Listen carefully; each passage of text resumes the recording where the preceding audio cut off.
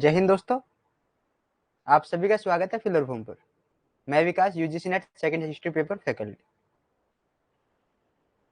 आई hope कि आपकी तैयारी अच्छे से चल रही होगी और आप रिवीजन अच्छे से कर रहे होगे।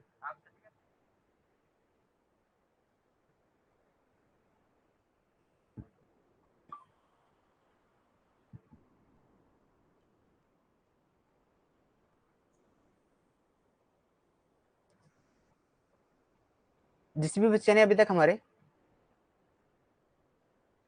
टेलीग्राम ग्रुप को ज्वाइन नहीं किया उसको ज्वाइन कर लो, ठीक है। और जिस भी बच्चे ने हमारे टेलीग्राम ग्रुप को ज्वाइन नहीं किया उसको ज्वाइन करो।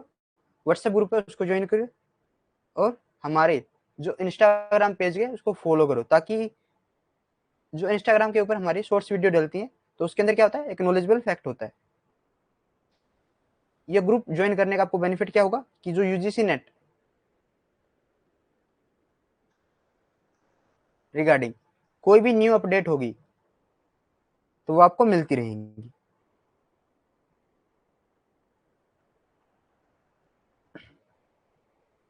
फिलर फॉर्म लेके आए आप सभी के लिए न्यू बैच यूजीसी नेट जून 2023 के लिए। इसके अंदर पेपर फर्स्ट और पेपर सेकंड फिलर फॉर्म दोनों लेकर आया। पेपर फर्स्ट अगर आप लेते हो 6 मंथ के लिए रहेगा 1499 रुपए में। अगर आप पेपर सेकंड लेते हो ओनली पेपर सेकंड 12 मंथ के लिए रहेगा 2499 रुपए में। अगर आप पेपर फर्स्ट और पेपर सेकंड दोनों लेते हो तो वो 2499 रुपए के अंदर रहेगा और वो रहेगा सिर्फ आपके लिए 6 मंथ के लिए वैलिड रहेगा। अगर आप पेपर फर्स्ट और पेपर सेकंड दोनों लेते हो 12 मंथ की वैलिडिटी के साथ तो वो रहेगा 4499 रुपीज के अंदर।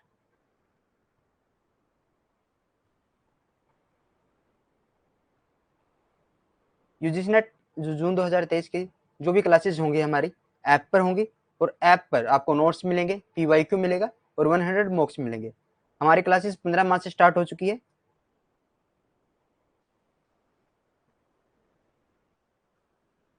और जिसके रिगार्डिंग हम स्टोनेज, इंडस वैली सिविलाइजेशन और वैदिक पीरियड कर चुके हैं, ठीक है। इसमें क्या कर चुके हैं, वैदिक पीरियड हम कंप्लीट कर चुके हैं।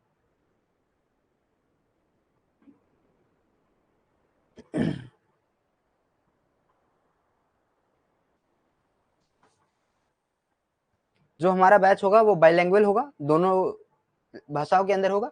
आपको जो स्टडी मटेरियल है वो दोनों लैंग्वेज के अंदर मिलेगा और 24 आवर्स आपके लिए फैकल्टी रहती है जो भी आपके टेक्निकल इशू होते हैं उसको सोल्व करने के लिए। अगर आप फिलर फॉर्म के कोई भी बैच परचेज करते हो और उस पर कोड यूज करते हो VIK10 तो आपको हर बैच के ऊपर 10% ऑफ मिलेगा। ये आपके लिए प्लस पॉइंट है। जिस भी बच्चे ने अभी तक हमारा बैच परचेज नहीं किया तो जाइए और इस कोड कूपन कोड को यूज कीजिए और बैच परचेज कीजिए। हम क्या कर रहे हैं, हम 16 महाजनपद कर रहे हैं। क्या कर रहे हैं, 16 महाजनपद आज कर रहे हैं, जिसके अंदर हमने कुछ महाजनपद को देख लिया है। किस किस को, जैसे अंग हम पढ़ चुके हैं, अंग पढ़ लिया। मगध, मगध के बाद वत्स, वज्जी, वज्जी हमने पढ़ लिया। उसके बाद काशी, उसके बाद वत्स, उसके बाद हमने क्या पढ़ा, वत्स के बाद मल, उसके बाद हमने क्या पढ़ा, कुरु, उसके बाद पांचाल,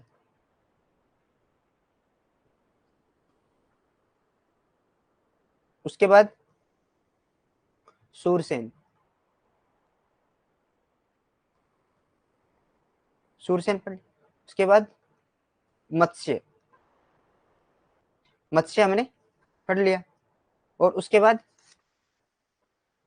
आज हम स्टार्ट करेंगे अवंती को। किसको स्टार्ट करेंगे, अवंती को स्टार्ट करेंगे। तो आई होप कि सभी आ गए होंगे। कमेंट कर दो एक बार ताकि क्लास को आगे स्टार्ट करें।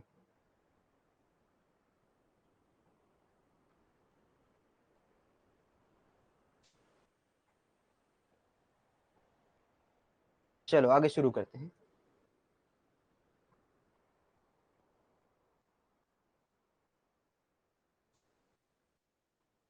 अवंती।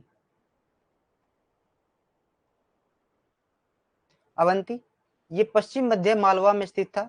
इस जनपद की दो राजधानियां थी। ये था कहां पर? पश्चिम मध्य मालवा में स्थित था। राजधानियां दो, उत्तरी और दक्षिणी। उत्तरी राजधानी उज्जैन थी। ठीक है, गुड इवनिंग बहन, राखी बहन गुड इवनिंग। उज्जैन थी और दक्षिणी महिष्मति।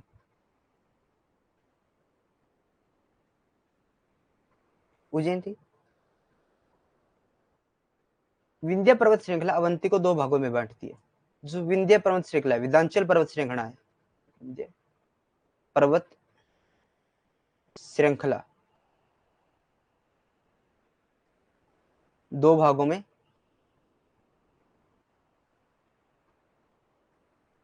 बांटती है। बुद्ध काल में अवंती की राजधानी उज्जैनी थी। तो उज्जैनी इसकी राजधानी कब थी? During to Buddha time. ठीक है, बुद्ध काल के समय, बुद्ध काल के समय राजधानी क्या थी? उज्जैनी थी। जहां के राजा कौन थे? चंड प्रद्योत। कौन है? चंड प्रद्योत। चंडा प्रद्योत या चंड प्रद्योत? चंड प्रद्योत वहां के राजा थे। महाकंचयान के प्रभाव से इसने बौद्ध धर्म धारण किया था और अपने राज्य में प्रचार प्रसार किया था। तो चंड प्रद्योत ने किसके कहने पर महा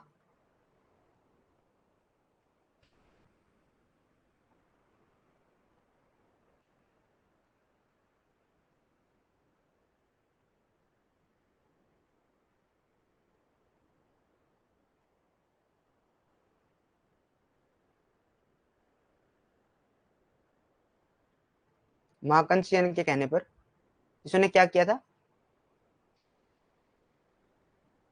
बौद्ध धर्म धारण किया था।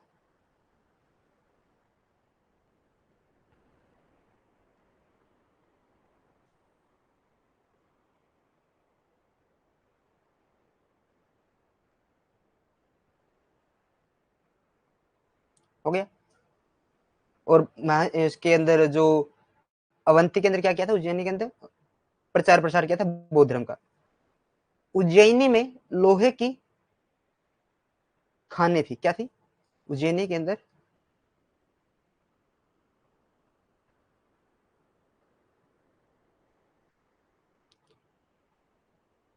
लोहे की खाने थी, जिसके कारण यहां पर क्या था? लोहा अधिक मात्रा में हो गया। तो लुहार इस्पात क्या था? लुहार इस्पात से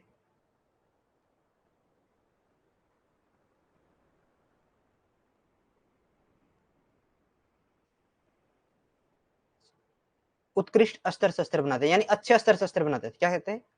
अच्छे, यानी बढ़िया किस्म के, बिल्कुल टॉप क्वालिटी के क्या करते थे?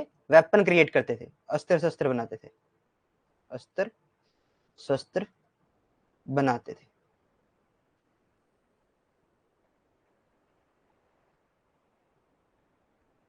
अब लोहे की मात्रा है तो लोहे से क्या हुआ? हथियार बनाए। अब हथियार बनाए तो किस में यूज होंगे? सेना के लिए बनाए ना। तो सैनिक दृष्टि से राज्य कैसा था? सैनिक दृष्टि से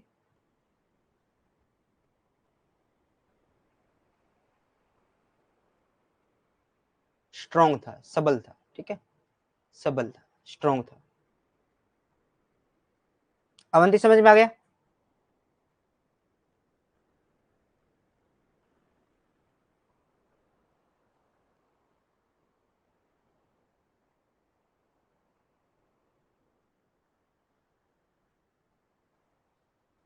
अवंती समझ में आ गया ना?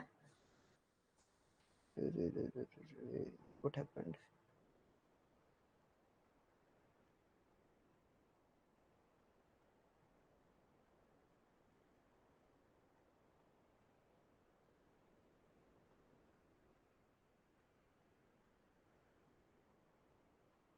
आगे चलें? ओके, आगे चलते हैं।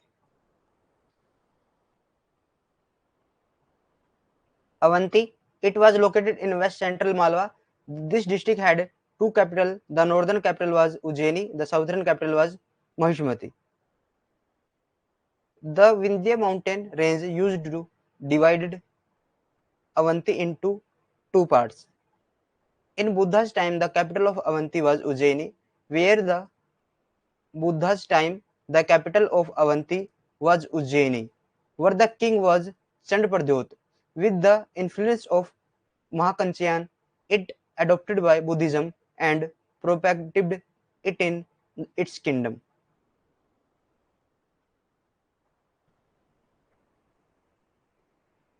ठीक है, अब हम चंड प्रद्योत पढ़ रहे हैं। क्या पढ़ रहे हैं? चंड प्रद्योत। चंड प्रद्योत क्यों कहा जा रहा है इसको चंड प्रद्योत? ठीक है, क्यों कहा जा रहा है वो देख लो। प्रद्योत एक महावंग जातक है। क्या है? महावंग जातक है। महावंग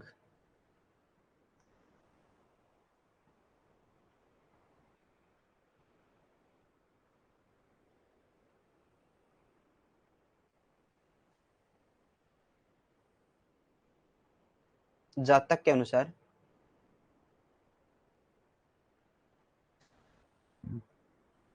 अपनी कठोर सैनिक प्रवृत्ति के कारण, क्या? कठोर सैनिक प्रवृत्ति के कारण, यानी कठोर सैनिक प्रवृत्ति के कारण, तो इसको क्या कहा गया है? चंड प्रद्योत कहा गया। किसमें? महावंग जातक के अंदर। एक बार चंड प्रद्योत पांडुरोग से ग्रसित हो जाते हैं तो उनके लिए जैवक राजवेद भेजा जाता है। पांडुरोग मैंने बताया था ना, पांडुरोग समझते हो ना, पीलिया से ग्रसित हो जाते हैं तो जीवक वैद्य को भेजा जाता है, और जीवक को पढ़ने के लिए तक्षशिला भेजा था बिंबिसार ने।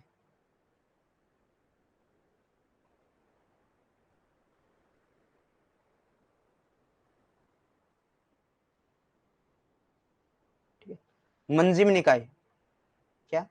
मंजिम निकाय के अनुसार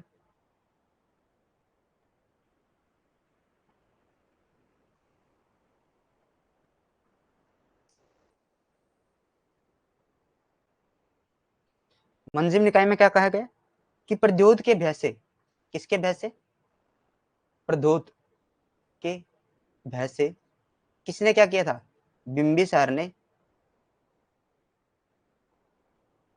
बिंबिसार अजात शत्रु ने, इसके चाचा उसके रिगार्डिंग रह जाते हैं कई बार। ये एक ही वंश के है ना, बिंबिसार और अजात शत्रु, तो इसके लिए कंफ्यूजन हो जाती है कई बार। देखो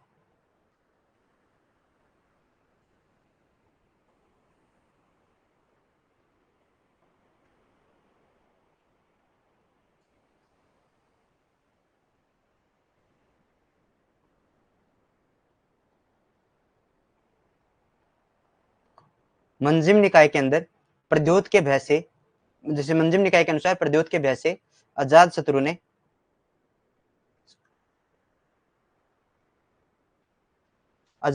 ने अपनी राजधानी, इसकी राजधानी कौन सी थी? राजगृह, दुर्गीकरण करवाया था, यानी फोर्ट, उसके चारों तरफ दीवार बनवा दी थी।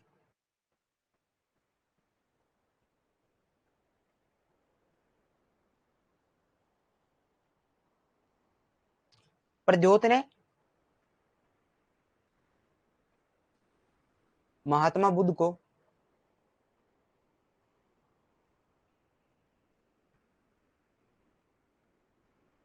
अवंती आने के लिए आमंत्रित किया था। क्या किया था? आमंत्रित किया था।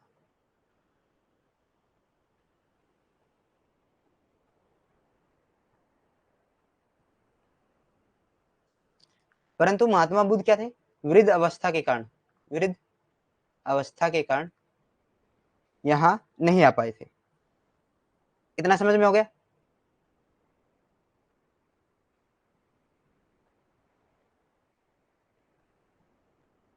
आगे चले।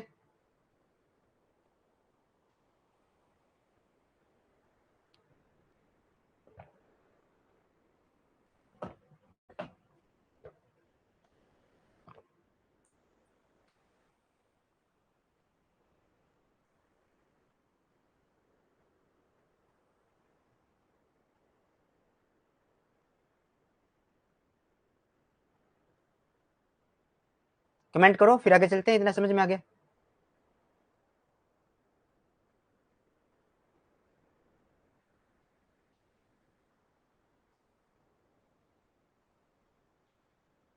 आगे चलते हैं।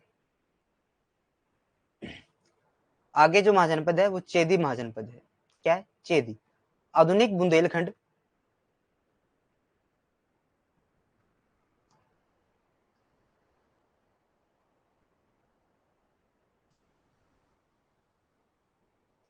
का इलाका की प्राचीन क्या है? चेदी था। इसकी राजधानी शुक्तिमती है। इसकी राजधानी क्या है?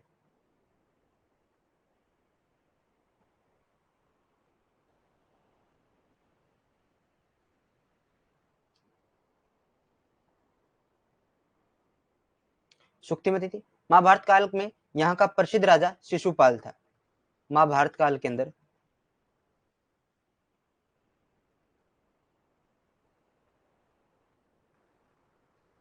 फेमस राजा कौन था यहाँ का? प्रसिद्ध शासक शिशुपाल,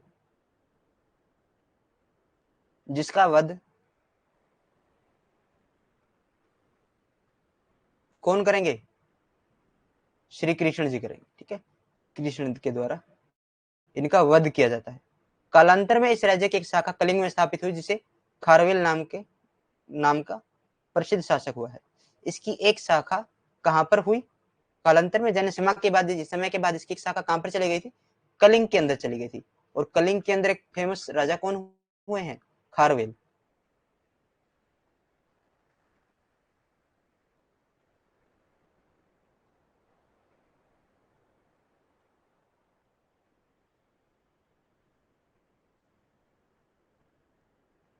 चेतीय जातक में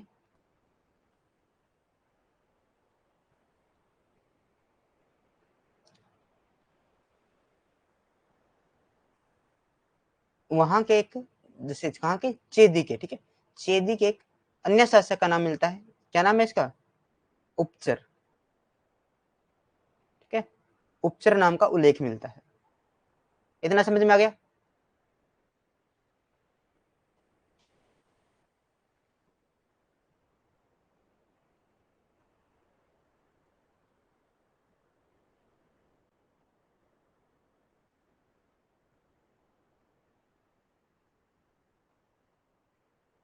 कमेंट करो एक बार।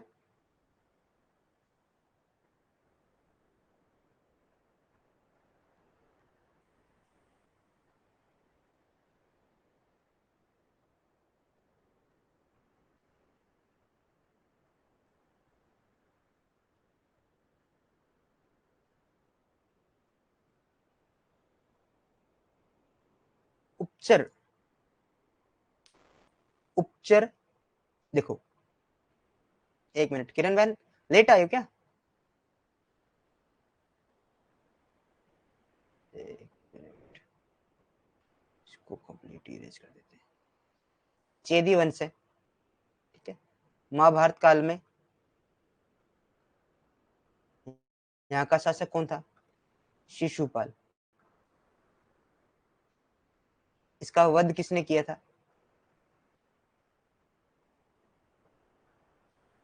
कृष्ण ने। ठीक है, श्री कृष्ण ने इसका वध किया था। चेतीय जातक में तो एक जातक है चेतीय।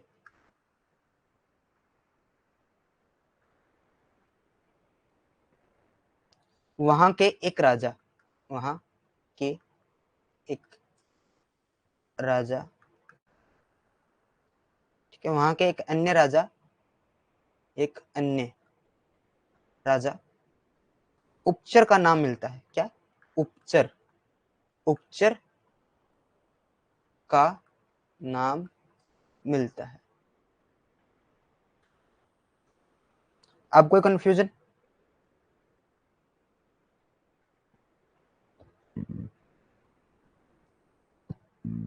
अब कोई कंफ्यूजन? आगे चले।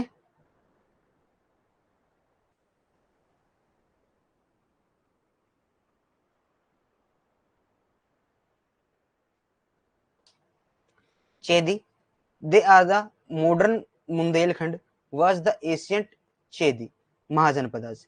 Its capital was Shuktimati In the Mahabharata period, there was a famous king Shishupala who was killed by Krishna. Later, a branch of this state was established in Kalinga, in which the famous ruler named Kharvel was born. ठीक है, तो Kalinga, basic knowledge देख लेते हैं। कलिंग का युद्ध कब हुआ था?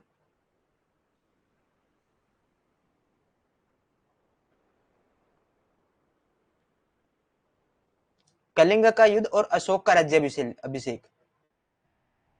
राज्य अभिषेक। ठीक है, मुझे ये दो चीजें बताओ अभी।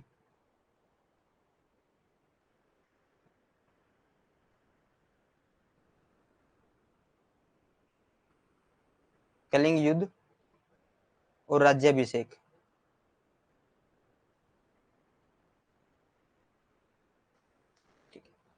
राज्याभिषेक किसका? अशोक का। और मैं एक चीज करवा चुका हूँ शॉर्ट वीडियो के अंदर, राज्याभिषेक के समय जो शपथ ली जाती है उसका वर्णन किसमें मिलता है वो बताओ। ठीक है, जल्दी।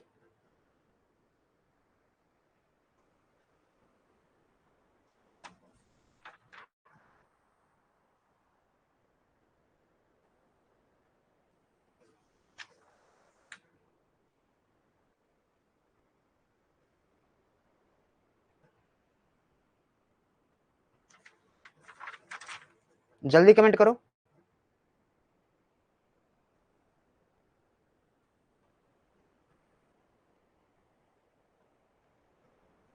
तीन क्वेश्चन आपके पास।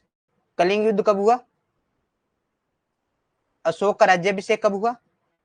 और शतपथ राज्याभिषेक के समय जब शपथ ली जाती है तो उसका वर्णन किस ब्राह्मण ग्रंथ के अंदर मिलता है उसके बारे में बताना है।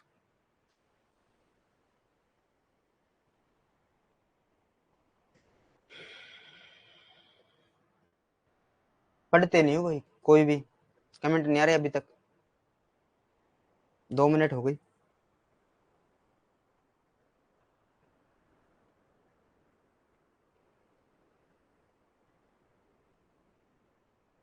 रिवीजन नहीं करते तुम? जो पीछे करवा रखे उसका रिवीजन नहीं करते कभी? हाँ ठीक है, किरणमाला 261 BC।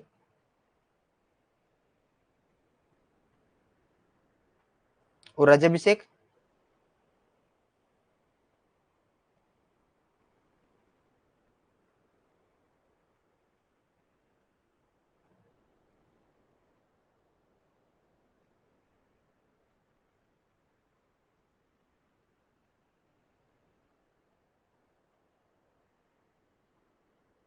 देखो मेरा तरीका है आसान से हार्ड की तरफ जाना।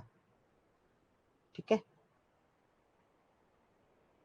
ये मेरा तरीका है।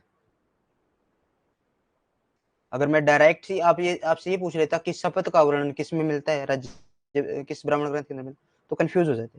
तो दो चीजें इनका पता लगेगा और साथ में इनकी रिवीजन होगी और जो शपथ का वर्णन है उसके पता लग जाएगा।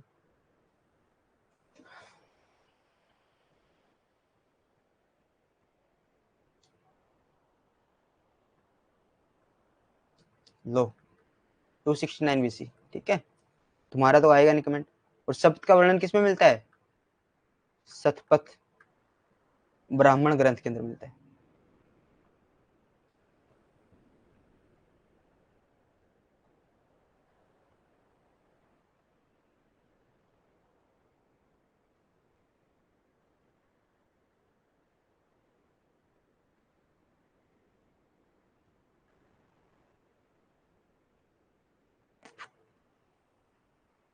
अब आके नहीं 268 नहीं 269 होगा राज्याभिषेक।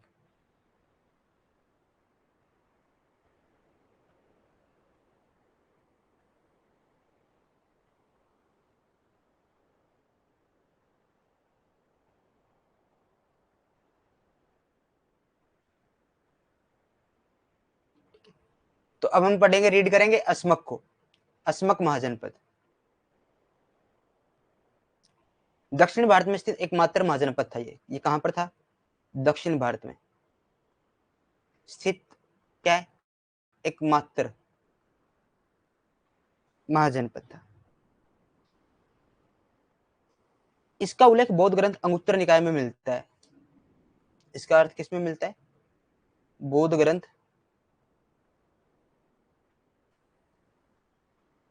अंगुत्तर निकाय में मिलता है।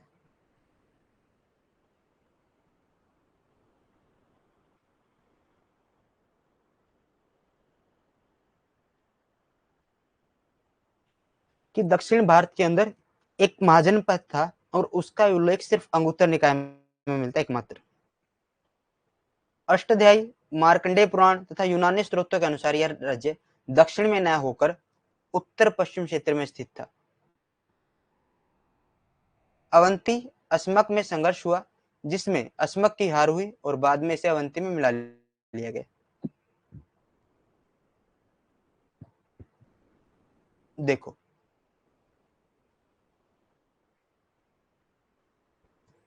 अस्मक है,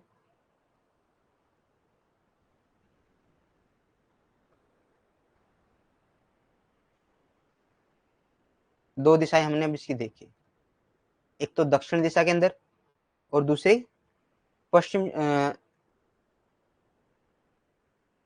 पश्चिमी क्षेत्र में। ठीक है, पश्चिमी क्षेत्र की मान कहां पर? उत्तर पश्चिमी क्षेत्र के अंदर है। ठीक है, उत्तर पश्चिमी क्षेत्र के अंदर है। तो जो दक्षिण भारत के अंदर है इसकी पुष्टि कौन करता है? तो अंगुत्तर निकाय से पता लगता है।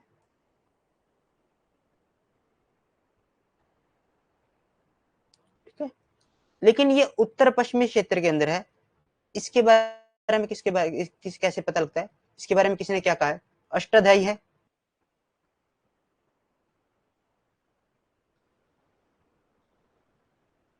मार्कंडेय पुराण है,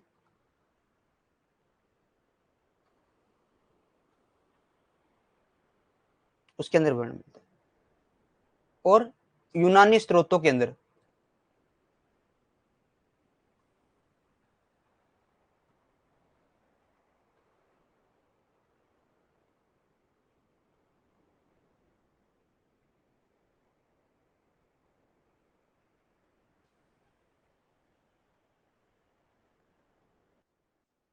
समझ में आ गया?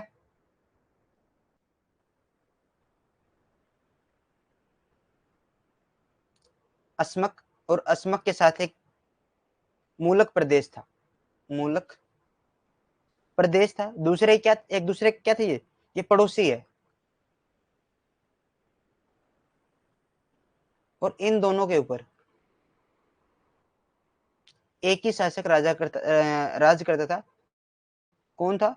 इक्स वाकु वंश का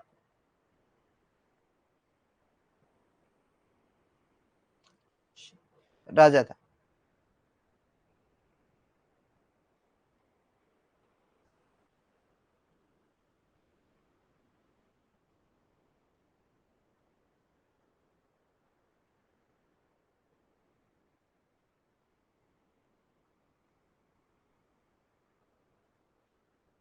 इतना समझ में आ गया?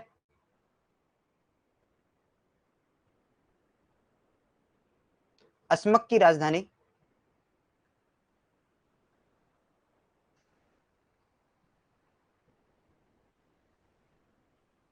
क्या थी? अस्मक की राजधानी पोटक या फिर पोदन क्या थी? पोदन या पोटली। ठीक है, ये इसकी राजधानी थी, पोटक, पोदन या फिर पोटली, और वर्तमान के अंदर बोधन इसकी राजधानी। इतना समझ में आ गया? Asmaka, it was the only Mahajanpada located in South India. Its mentioned is found in the Buddhist text Anguttar Nikaya. According to Ashtadhyayi, Markandeya Puran and Greek sources, this state was not in the south but in the northwest region. There was a conflict in Avanti Asmak in which Asmak was defeated and later it was merged into Avanti.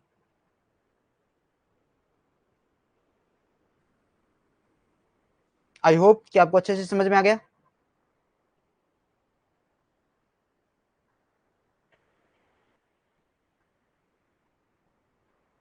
आगे चलते हैं। गांधार क्या है? गांधार। गांधार प्राचीन भारत में उत्तरी भाग में उत्तर पंथ के पश्चिमोत्तर क्षेत्र में स्थित था। देखो, प्राचीन भारत है,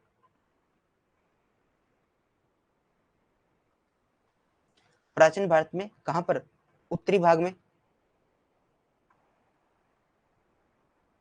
उत्तरी भाग में, उत्तरी भाग में कहां पर? उत्तरापंथ में। कहां पर? उत्तरापंथ के पश्चिमोत्तर क्षेत्र के अंदर। कहां पर? उत्तरापंथ के पश्चिमोत्तर क्षेत्र के अंदर। कुंभकार जातक के अनुसार तक्षशिला इसकी राजधानी थी। इसकी राजधानी कौन सी थी? तक्षशिला। तक्षशिला। किसके अनुसार? कुंभकार जातक के अनुसार।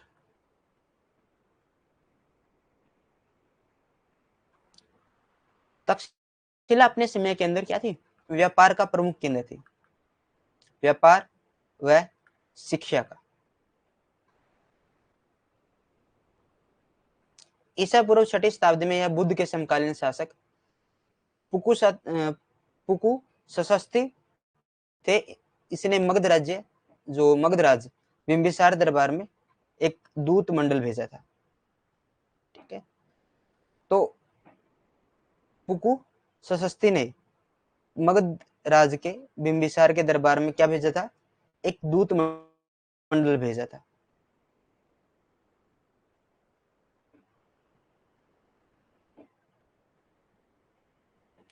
और पुकु सशस्ती पैदल चलकर बुद्ध के दर्शन के लिए गए थे।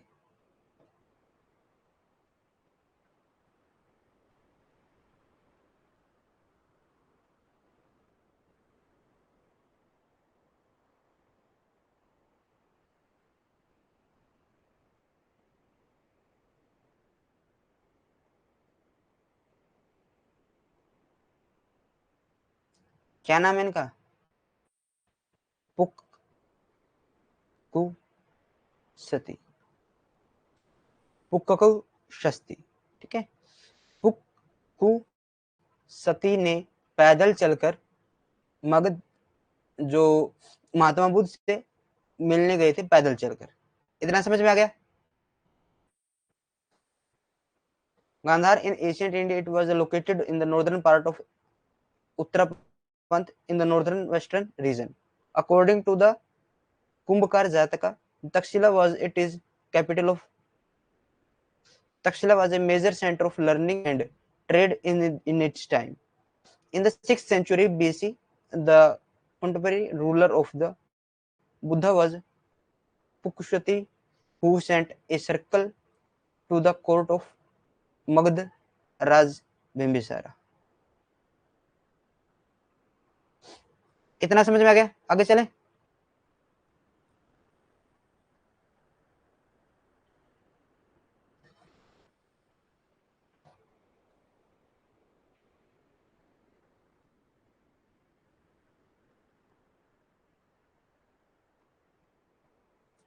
कमेंट करने के बाद कितना समझ में आ गया?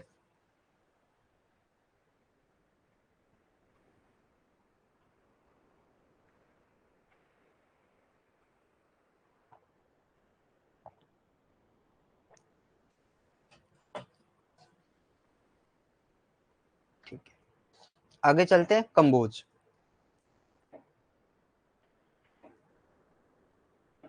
कंबोज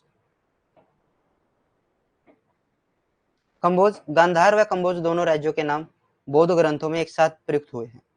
क्या हुआ है? बौद्ध ग्रंथों में कंबोज प्लस गांधार का यूज हुआ है। राजौरी, हजारा क्षेत्र ये प्राचीन कंबोज के भूभाग थे। अब इसके क्षेत्र कौन कौन से थे? राजौरी, हजारा क्षेत्र, इसके भूभाग थे। प्रारंभ में ये राजतंत्र था, लेकिन कौटिल्य के समय तक यह गणतंत्र में बदल गया था। कौटिल्य ने इसे कृषि, पशुपालन और वाणिज्य शस्त्र द्वारा जीविका चलाने वाला कहा है। कौटिल्य ने इसे क्या कहा है?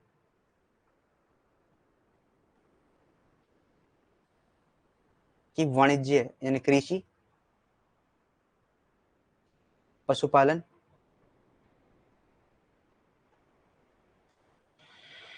वाणिज्य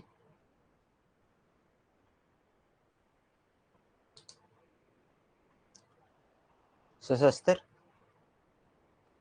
द्वारा क्या चलाना? जीविका चलाना।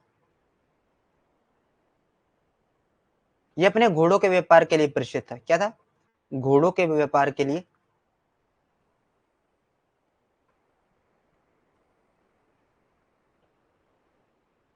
परिचित था। इसकी राजधानी हाटक या रायपुर थी। ठीक है, हाटक या Rajpur.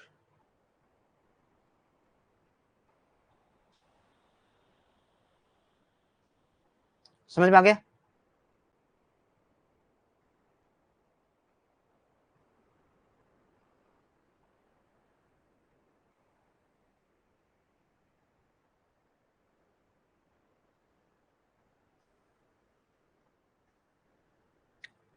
Cambodia.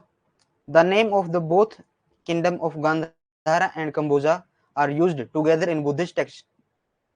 Rajour Hazara region was the territory of ancient Cambodia. Internally, it was a monarchy, but by the time of Kautilya, it was transformed into a republic. Kautilya called it agriculture, animal husbandry, commerce, and the one who earned his livelihood with weapon is called. Cambodia was famous of its horse trade. Hatak or Rajpur was its capital.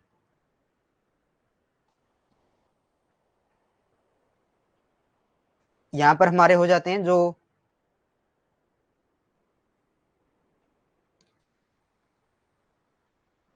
Kamboj था। कंबोज के बाद तक्षशिला हमने read किया था, गांधार की राजधानी थी। तो तक्षशिला की खोज किसने की थी? तक्षशिला की खोज 1863 1863 के अंदर कनिंगम के द्वारा खोज की गई थी।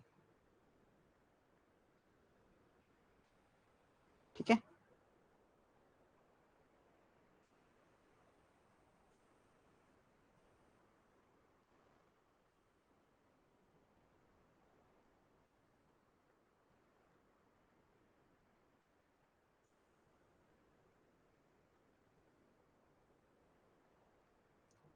अब जो 16 के 16 महाजनपद किए हैं, उनमें किसी में कोई प्रॉब्लम है किसी को?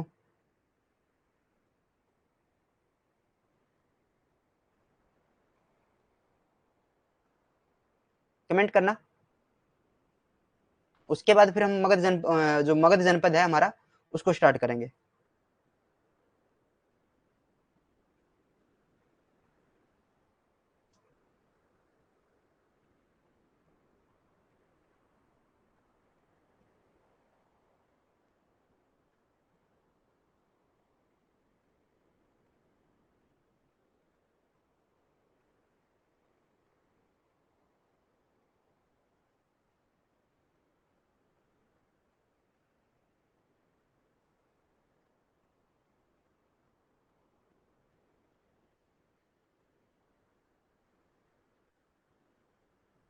कमेंट करना एक बार। 4 बच्चे हो, सिर्फ करण किरण का कमेंट आ रहा है क्या? सिर्फ करण को समझ में आ रहा है?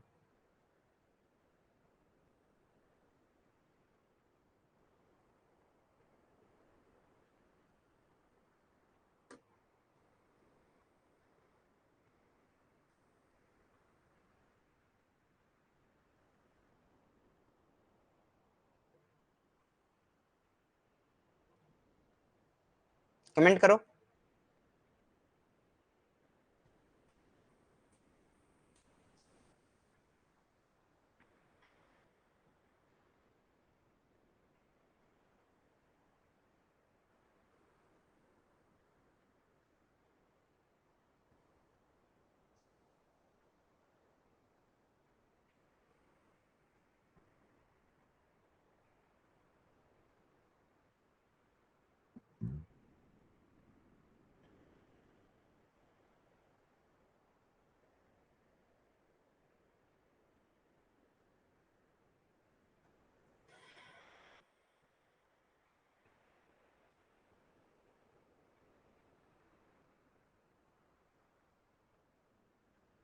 समझ नहीं आया क्या? कुछ भी कमेंट नहीं आ रहा किसी का भी?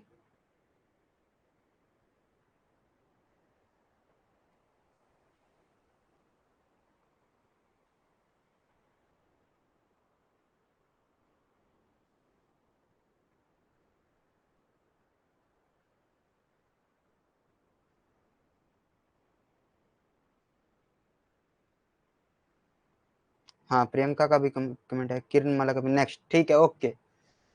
तो ये लो, अब हम चलते हैं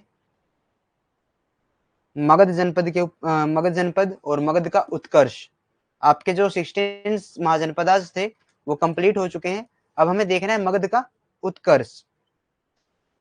मगध राज्य का विस्तार वर्तमान बिहार के दक्षिण में हुआ है। कहां पर हुआ था? मगध राज्य का विस्तार कहां पर हुआ है? वर्तमान बिहार के अंदर हुआ है। इसके उत्तर में गंगा,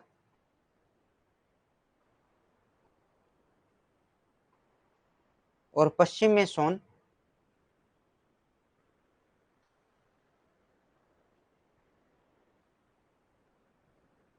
पूर्व में चंपा, व दक्षिण में क्या था? ये बिहार नहीं में मगध है, ठीक है। मगध मगध की बात करें, पूर्व जो उत्तर है उसके अंदर तो गंगा है, जो पूर्व है वहां पर चंपा, पश्चिम में सोन नदी, और दक्षिण के अंदर क्या था? विंध्य पर्वत श्रृंखला थी। क्या थी? विंध्य पर्वत श्रृंखला थी। मगध साम्राज्यवाद की दौड़ में सबसे आगे रहा है। दौड़ में सबसे आगे रहा। मगध के ऊपर प्रारंभिक राजवंशों का कालक्रम देखते हैं कि कुछ राजवंश थे, उनका प्रारंभिक कालक्रम क्या था, कौन कौन से राजवंश हमको पढ़ने।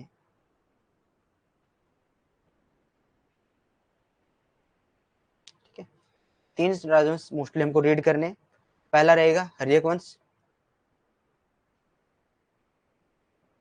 उसके बाद रहेगा शिशुनाग वंश,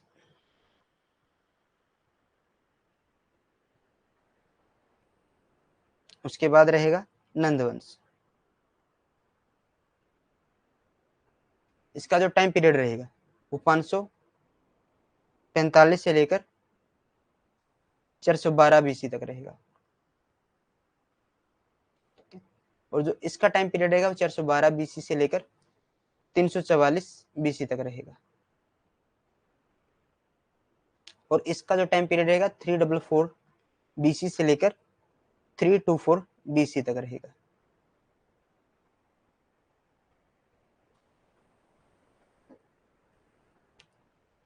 एक बात नोट करके लिखो, नोट, हर्यक वंश, शिशुनाग वंश,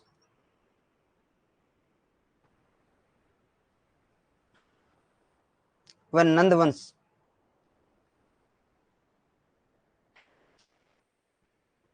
जो इनका कालक्रम है वो महात्मा बुद्ध की मृत्यु के आधार पर स्वीकृत किया गया है।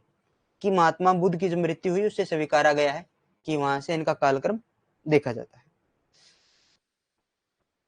बौद्ध परंपरा के अनुसार अजात शत्रु के राज्याभिषेक के 8वें वर्ष बाद, यानी अजात शत्रु का राज्याभिषेक हुआ,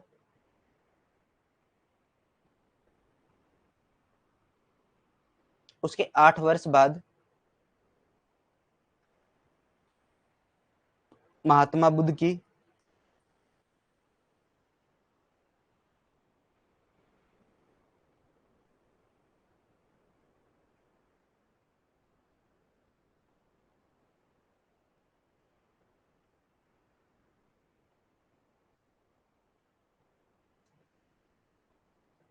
मृत्यु हो गई थी।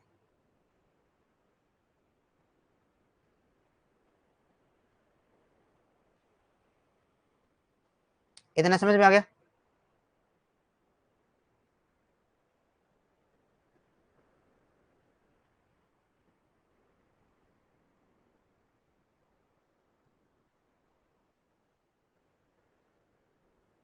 जो मगध के ऊपर प्रथम शासक, मगध के ऊपर प्रथम राजवंश है जिसने शासन किया।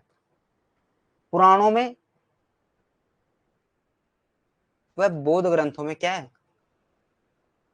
मतभेद है।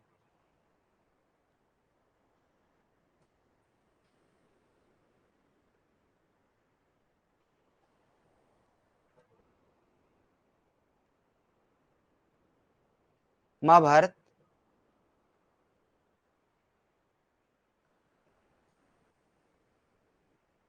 वह पुराण।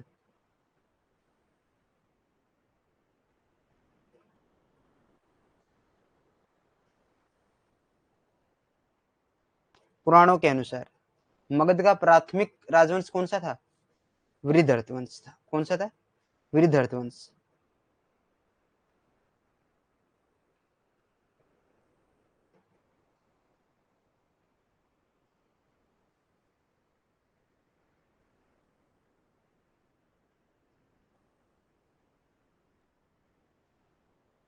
इतना समझ में आ गया। रामायण के अनुसार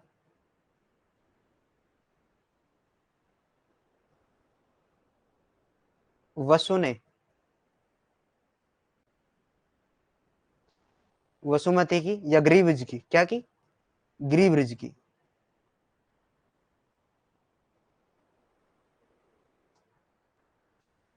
की स्थापना की।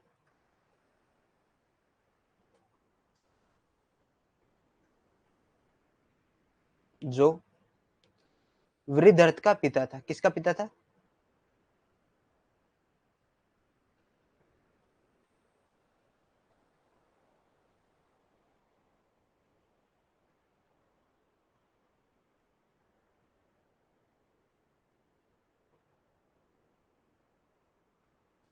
मगध का सबसे अच्छा उल्लेख, स्पष्ट उल्लेख अथर्ववेद में मिलता है।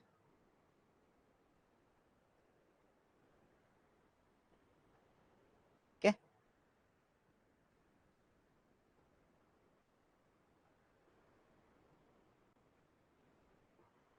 बैकग्राउंड समझ में आ गया मगध का। अब मगध के राजवंश शुरू करें।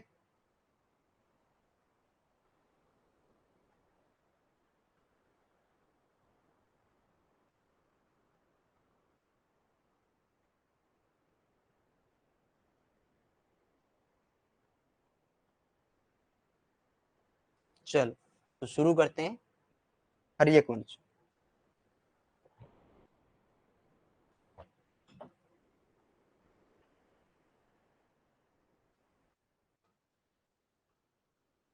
हर्यक वंश, इसका जो टाइम पीरियड रहेगा वो 545 बीसी से लेकर 412 बीसी तक रहेगा। ठीक है। और बिंबिसार का 545 से लेकर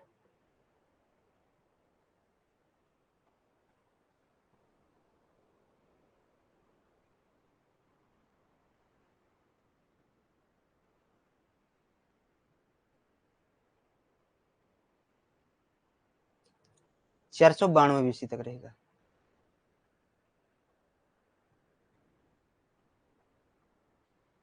ठीक है। हर्यक कुल के लोगों नागवंश की उपशाखा थे। जो हर्यक कुल के लोग थे, ये किसकी उपशाखा थे, नागवंश की। बिंबिसार की बात करें तो बिंबिसार हर्यक कुल के नागवंश की उपशाखा थे। तो इसे मगध का वास्तविक संस्थापक माना जाता है। किसे, बिंबिसार को।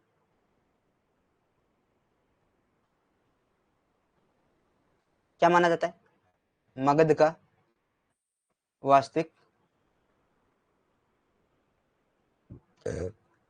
संस्थापक माना जाता है। जैन साहित्य में बिंबिसार का नाम श्रेणिक मिलता है। किसमें, जैन साहित्य में क्या मिलता है, श्रेणिक मिलता है। महावंश के अनुसार बिंबिसार को उसके पिता ने 15 साल की उम्र में राज्य दे दिया था। कि जब बिंबिसार 15 साल का था तो उसके पिता ने उसको क्या दे दिया था, राज्य दे दिया था। इस बात का उल्लेख कहां पर मिलता है, ये बात कहां पर मिलती है, महावंश के अंदर।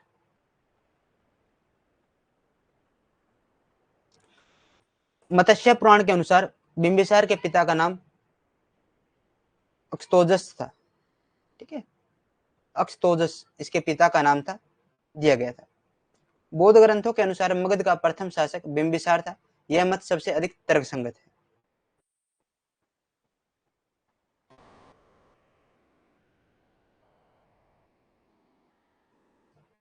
आगे देखो, the people of the Harya clan were a sub branch of the Naga dynasty. It is consider the real founder of Magadha, यानी जो बिंबिसार है उसको रियल कंसिडर माना जाता है मगध का। बिंबिसार नाम Shrenika name Shrenika is found in Jain literature according to the Mahavamsam. Bimbisar was given the kingdom by his father at the age of 15. In the Matsya Puran, the name of Bimbisara father has been given as a Akshetesh.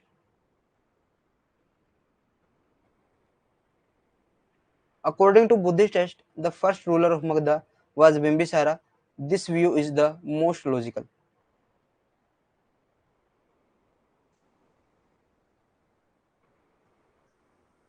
आगे चले, अब देखो वैवाहिक संबंध। अब इसने किस किस के साथ वैवाहिक संबंध स्थापित किए उसके बारे में देखते हैं।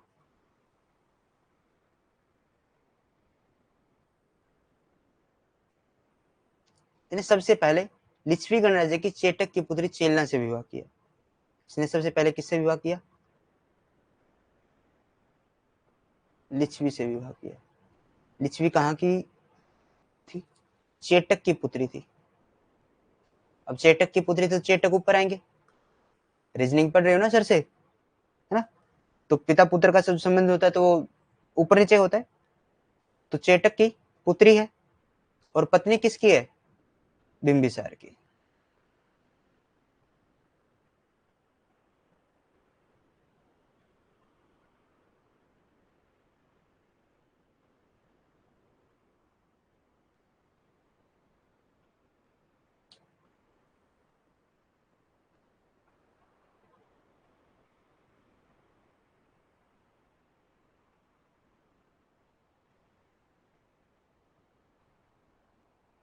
बिंबिसार की पत्नी है।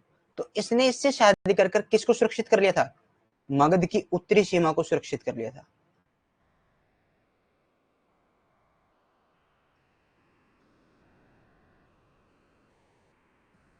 क्योंकि जो लिच्छवी के ऊपर, मगध के ऊपर क्या करते थे प्रारंभिक में, इसकी जो राजधानी थी ग्रेब्रिज,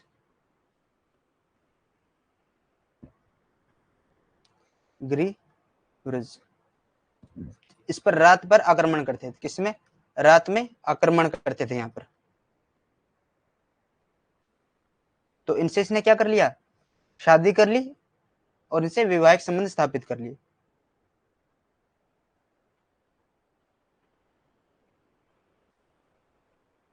और इन्होंने एक बार नगर के अंदर आग लगा दी थी।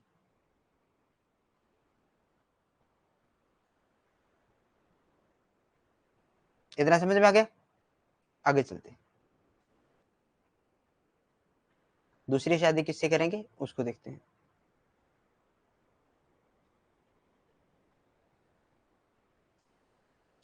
कौशल नरेश।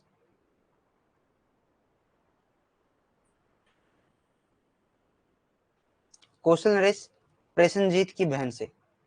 कौशल नरेश कौन है? प्रेषणजीत है। और इनकी बहन से, इनकी बहन कौन है? महाकौशल या फिर कौशला देवी से शादी कर लेंगे। और दहेज में इनको क्या मिलेगा? काशी मिलेगा।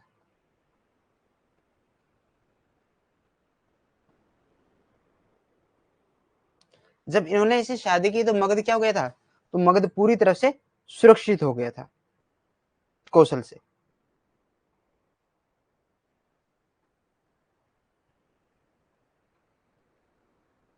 जो काशी था, यहाँ से सालाना कितना कर आया था? कितनी आय होती थी? 1 लाख की आय होती थी। ठीक है,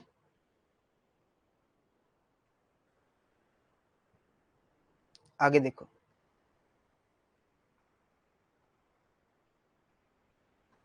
मदर देश है कहां पर? ये कुरु के समीप था। क्या था? कुरु के समीप था। तो यहाँ की राजकुमारी थी शेपा। इसने क्या कर ली थी? शादी कर ली थी और मदरों का सहयोग प्राप्त किया था। शेपा ने ही कौशल नरेश प्रसेनजीत को बौद्ध धर्म धारण करने की शिक्षा दी थी। तो इसने किसको इंस्पायर किया था बौद्ध धर्म धारण करने के लिए? कौशल नरेश। अभी हमने रेड किया है। कौशल नरेश कौन है? प्रसेनजीत।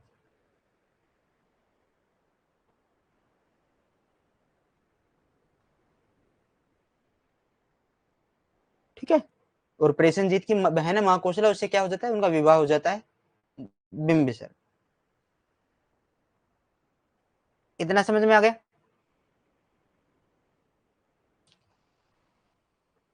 Matrimonial relationships.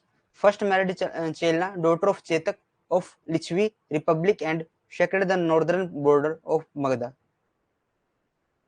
कौशल नरेश married Mahakoshla, sister of Prasenjit, and got it Kasi dowry. Was married to Shepa, the princess of Madhya Pradesh.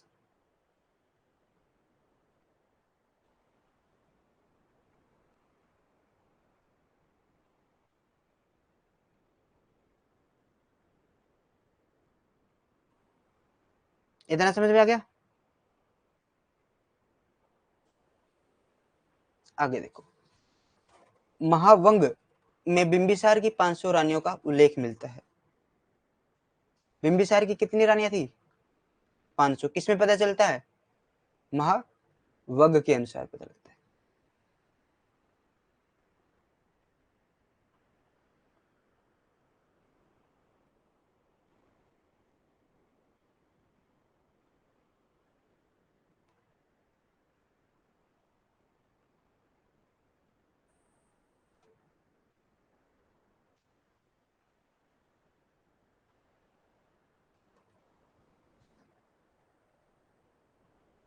एक डॉक्टर चौधरी के अनुसार, डॉक्टर चौधरी है डॉक्टर राय चौधरी।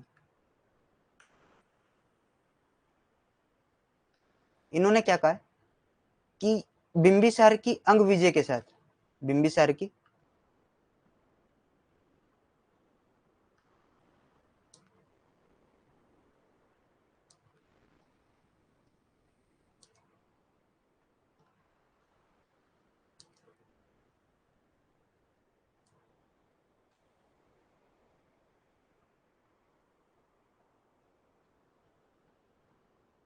मगध की उस विजय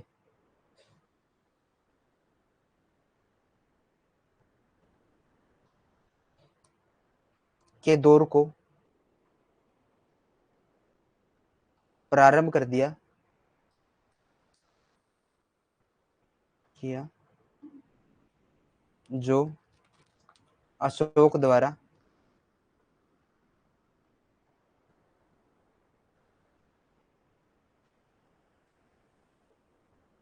कलिंग विजय के बाद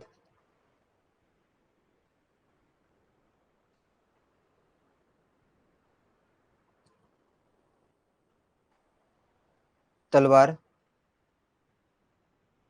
रख देने के साथ समाप्त हो गया था।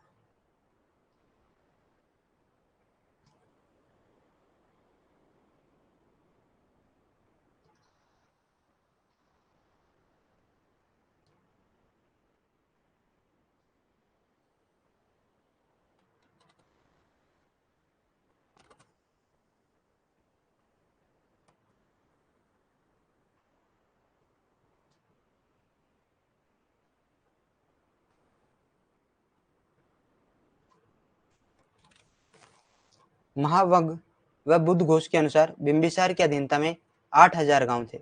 बुद्धचार्य के अनुसार बिंबिसार के राज्य का विस्तार 300 योजन था, जिसे अजात शत्रु ने बढ़ाकर 500 योजन कर दिया था।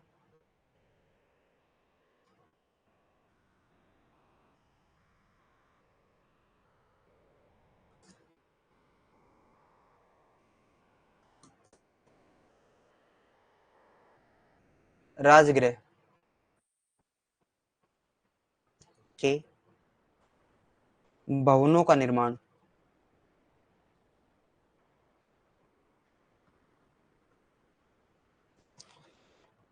प्रसिद्ध वास्तुकार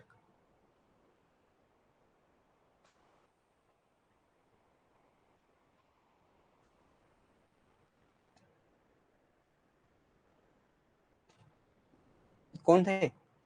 महागोविंद। महागोविंद के द्वारा करवाया गया था।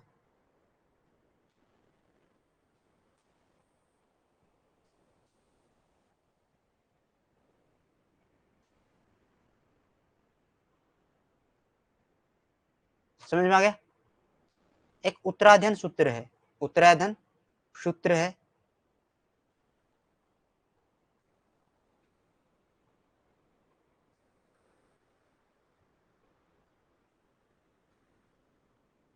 इसमें बिंबिसार को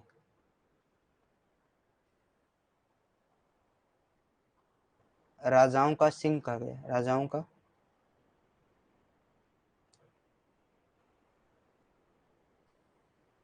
सिंह कहा गया।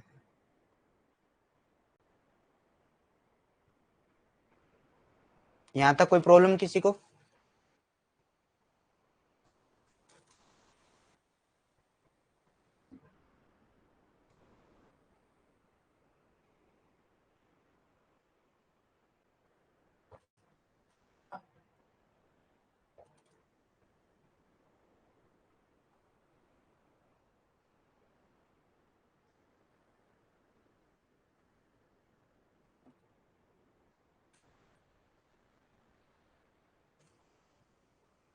कमेंट करो एक बार।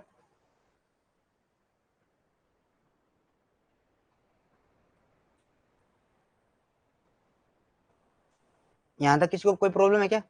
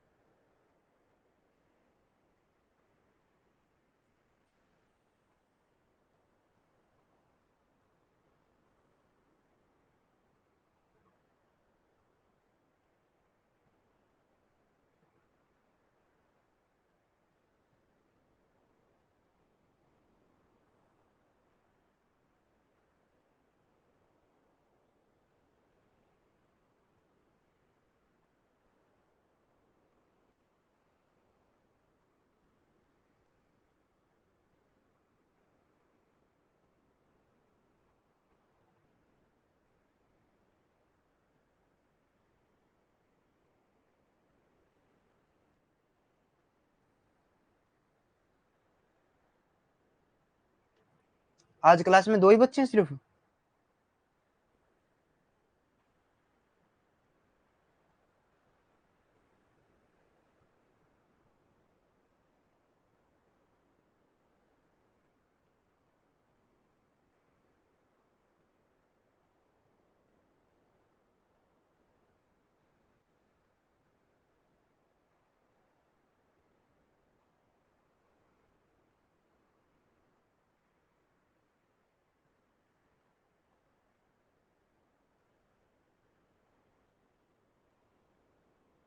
कमेंट करने के बाद समझ में आ गया तो फिर आगे चलेंगे, जो भी है।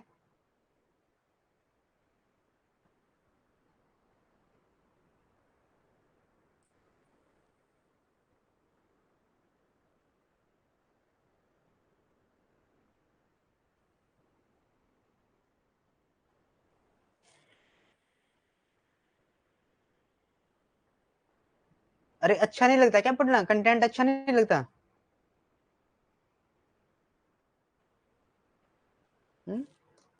कंटेंट अच्छा नहीं है क्या?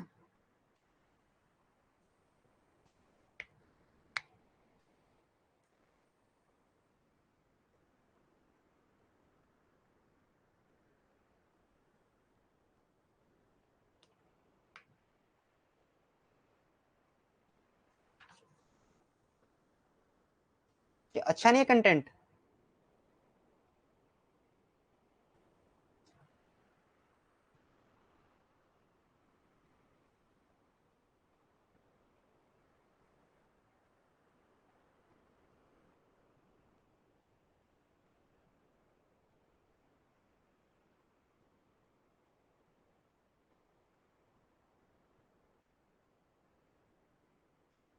चलो आगे चलते हैं। शायद खाना खाने में बिजी हैं सभी के सभी, तभी कमेंट नहीं आ रहे इनके। According of Mahavagga and Buddhaghosa, there were 8,000 villages under Bimbisara. According to Buddhacharya, the extent of Bimbisara kingdom was 300 yojanas, which was increased by Ajatashatru 500 yojanas.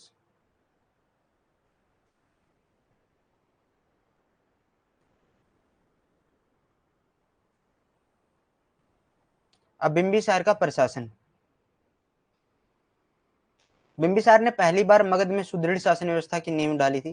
Bimbisara के अधिकारी 4 भागों में बटे हुए थे।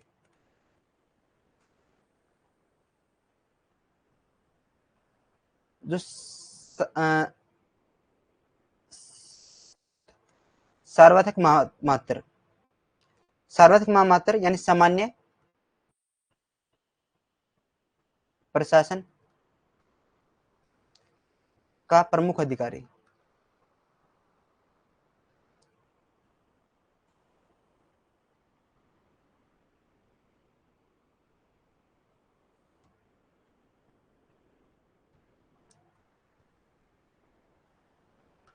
इसको संबथक भी कहा जाता था।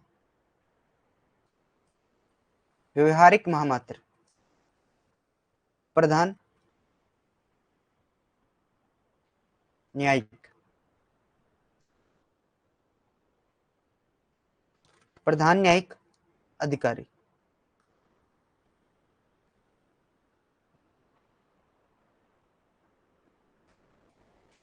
सेनानायक महामात्र,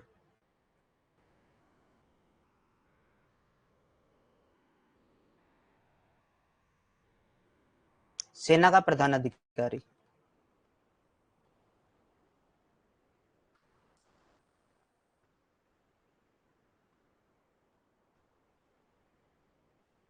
उत्पादन महामात्र, उत्पादन व कर वसूली अधिकारी।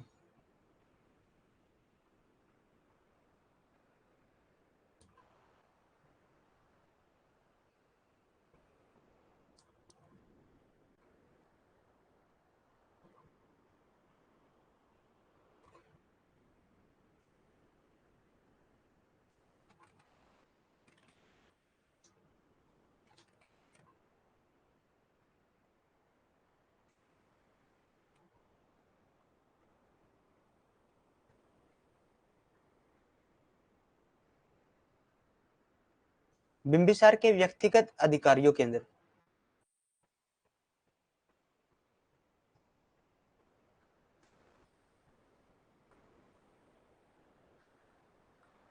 एक नाम आता है। क्या नाम आता है? सोना कोलिवस। ठीक है। और सोना कोलिवस के अलावा भी एक सुमन, सुमन नाम का मालाकार मिलता है, जिसके लिए फूल तोड़कर लेके आता था।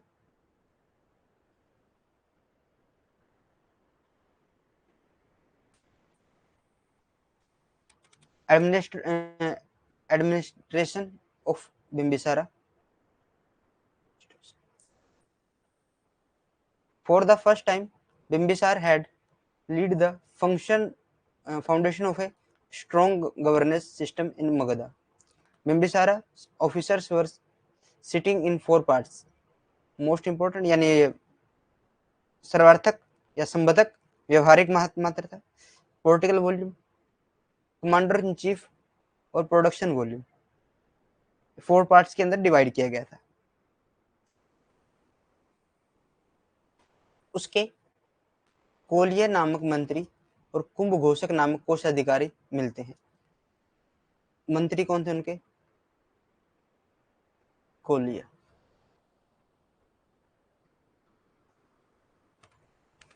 कोषाधिकारी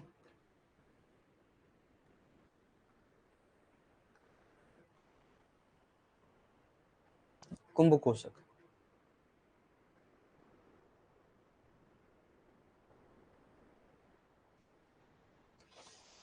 एक वैद्य था, जीवक। ठीक है। बिंबिसार को सेनिया उपनाम दिया जाता था, जो सिद्ध करता था कि वह प्रथम शासक था जिसने सर्वप्रथम स्थायी सेना का गठन किया था। सेनिया का क्या अर्थ है?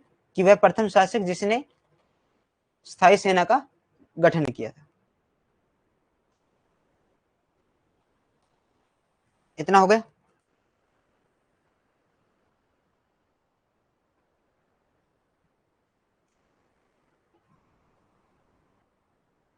कमेंट करना एक बार, समझ में आ गया?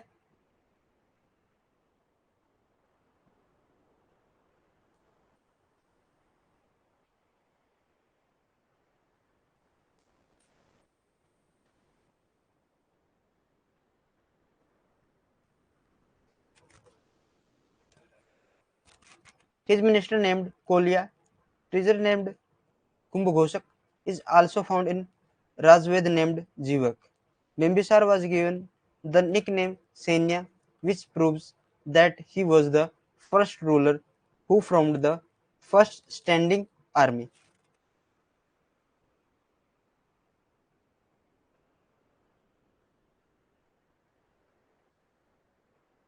प्रियंका मीना, मीना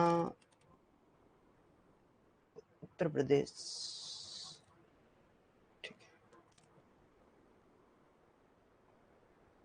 जो मीनाज होते हैं ना, ये उत्तर प्रदेश के अंदर होते हैं ना, है ना प्रियंका? गोरखपुर यूपी वाले एरिया के अंदर है ना।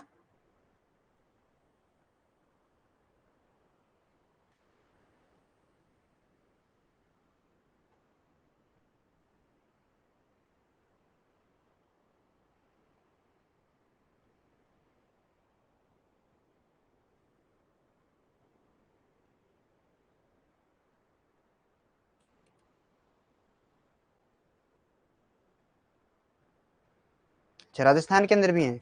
ठीक।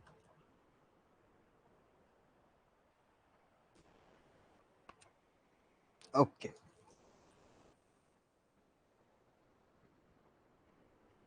इतना समझ में आ गया। आगे चलते हैं। प्रशासनिक सुविधा के लिए राज्य को अलग अलग भागों में बांटा गया था। राज्य राज्य को किस में डिवाइड किया गया था? मंडल।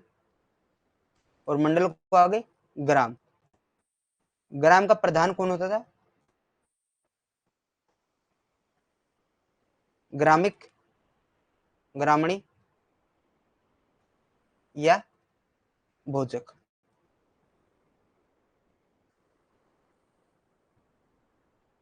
बिंबिसार ने अपने पुत्रों का पर्याप्त सहयोग मिला था राज्य के अंदर। जो प्रशासन है उसके अंदर इसके पुत्रों का पूर्ण सहयोग मिला था। उसके एक पुत्र थे अभय। अभय ने क्या किया था? जो प्रसेनजीत था, सॉरी, जो राजा प्रद्योत था, उसने विद्रोह कर दिया था, तो एक षड्यंत्र रचा था उसके लिए। ठीक है। उस षड्यंत्र को क्या कर दिया था? असफल कर दिया था। बिंबिसार के लिए एक षड्यंत्र रचा और उसको क्या कर दिया? असफल कर दिया था अभय ने। बिंबिसार की न्याय व्यवस्था कठोर थी। मृत्युदंड का प्रावधान था। गलत सलाह देने पर बड़े बड़े से बड़े अधिकारी को उसके पद से हटा दिया जाता था।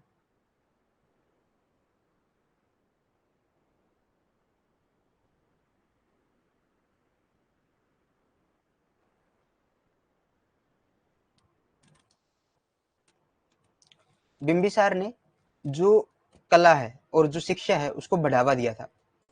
इसने क्या किया था बिंबिसार ने? कला व विद्या को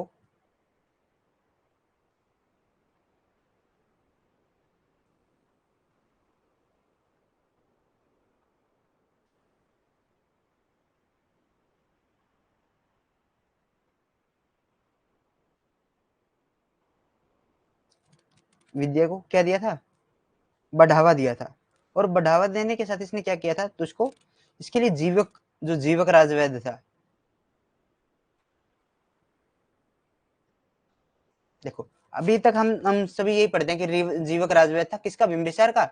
और वो बस इतने कि उसने महात्मा बुद्ध का इलाज किया था। और बाद में उसकी क्या देखते हैं कि उसने क्या किया था, किसका, जो चंड प्रद्योत है उसका क्या किया था, पांडु रोग हो जाता है, उसके लिए इलाज किया था। लेकिन अगर हम देखें तो जीवक तक्षशिला गया एजुकेशन के लिए, ठीक है, जिसे शिक्षा प्रदान करने के लिए कहां पर भेजा गया था, तक्षशिला भेजा गया। किसी वो शिक्षा प्रदान करके आई, शिक्षा प्रदान करने के लिए कहां पर भेजा था, तक्षशिला भेजा गया था। और ये आयुर्वेद की एक कुमार भृत्य शाखा होती है, आयुर्वेद की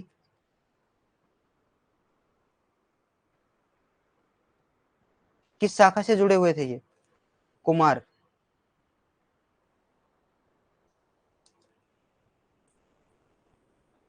भृत्य शाखा। ये शिक्षा प्रदान करने के लिए कहां पर गए थे, तक्षशिला भेजा गया था कि जाइए आप शिक्षा दे गई।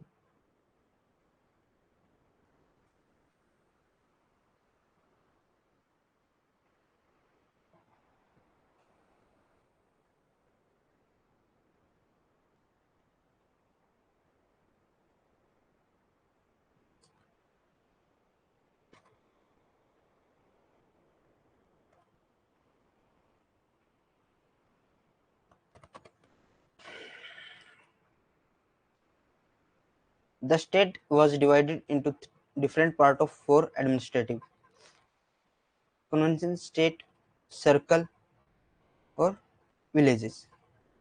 The village headman was called Gramani or village Bhojak. Bimbisar took educate cooperation of his son in the administration was removed from the office. ये लाइन थोड़ी मिस्टेक से आ गई है, यहाँ पर कुछ नहीं आएगा। और उसको पद से हटा दिया जाता था जो उसके रह जाता था। आगे देखो, सुतनिपात, सुतनिपात, सुतनिपात के अनुसार बिंबिसार महात्मा बुद्ध का मित्र था व संरक्षक था। ये क्या थे, बिंबिसार महात्मा बुद्ध का मित्र व संरक्षक था। इसकी पहली भेंट महात्मा बुद्ध से, प्रथम भेंट कब हुई थी, महात्मा बुद्ध की ज्ञान प्राप्ति से 7 साल पहले, 7 वर्ष पहले ज्ञान प्राप्ति से, ठीक है। तो इन्होंने महात्मा बुद्ध को अपने साथ चलने के लिए कहा था और अपना सेनापति बनाने की बात की थी।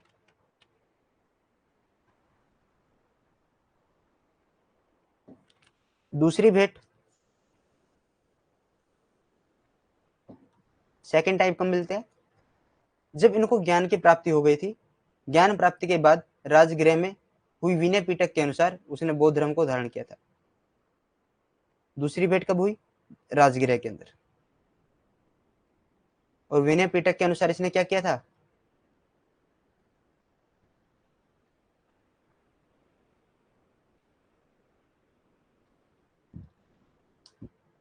बौद्ध धर्म धारण किया था।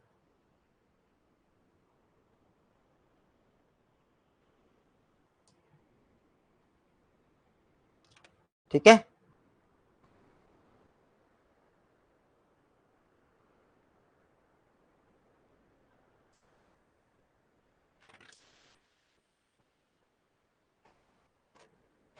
आगे देखो,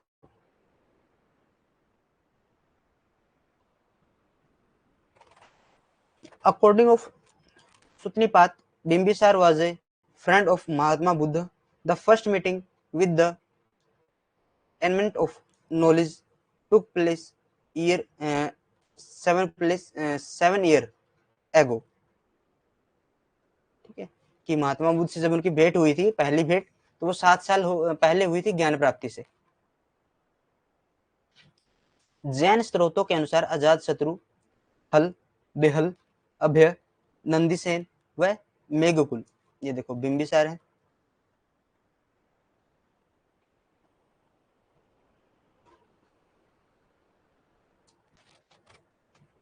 इनके पुत्र हैं। कौन कौन है? अजातशत्रु,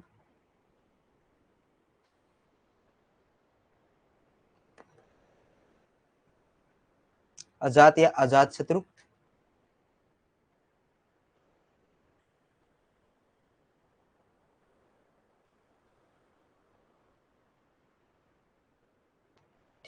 उसके बाद हल,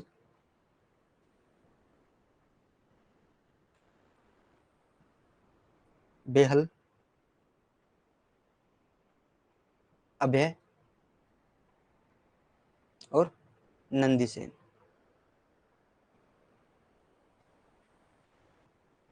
एक और रह गया मेघकुल।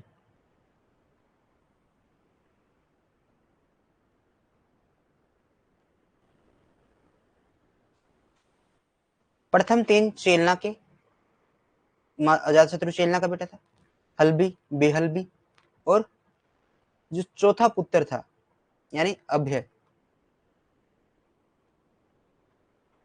अमरपाली का था। जैन आवश्यक सूत्र के अनुसार अजातशत्रु ने अपने पिता बिंबिसार को राजगृह में कैद में डाल दिया। तो राजगृह के अंदर जब इसको कैद में किया, कारागार के अंदर डाला,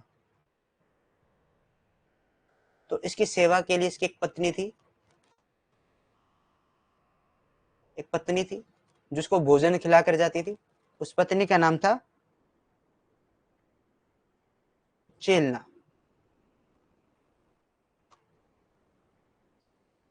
चेलना आती थी, उसको भोजन खिलाकर जाती थी। अंत में बिंबिसार क्या करेगा? जहर खाकर आत्महत्या कर लेता है।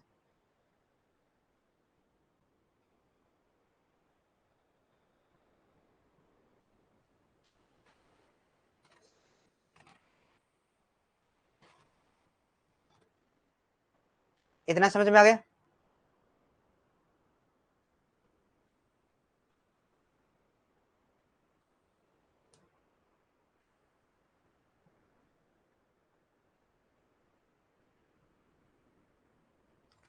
According to Jain source, Ajatashatru, Hal, Behalla, Abhay, Nandisen and Meghakul were the sons of Bimbisar.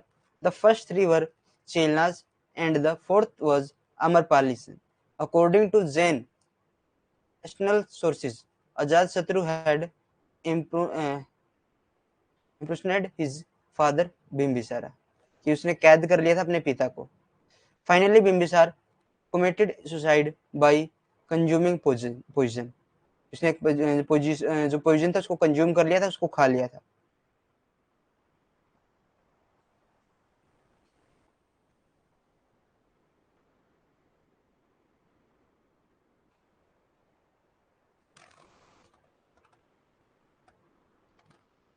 इतना समझ में आ गया?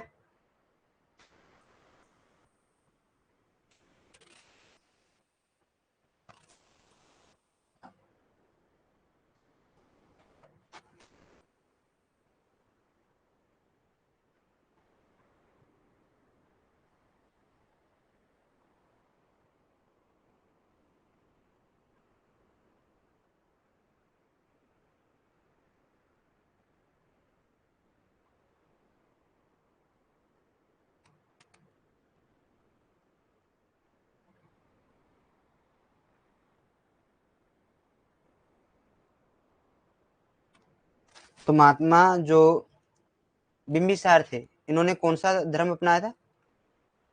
बौद्ध धर्म अपनाया था।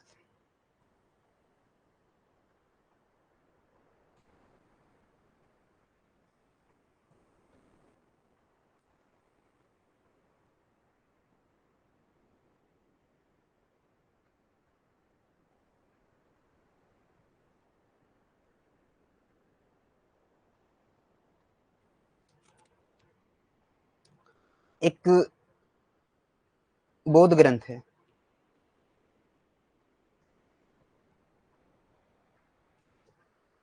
विनय पिटक।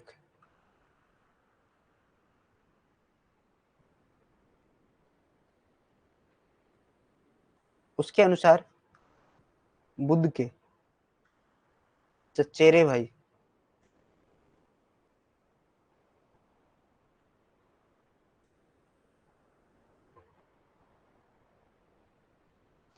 देवदत्त अजातशत्रु को उकसाया था अपने पिता की हत्या करने के लिए।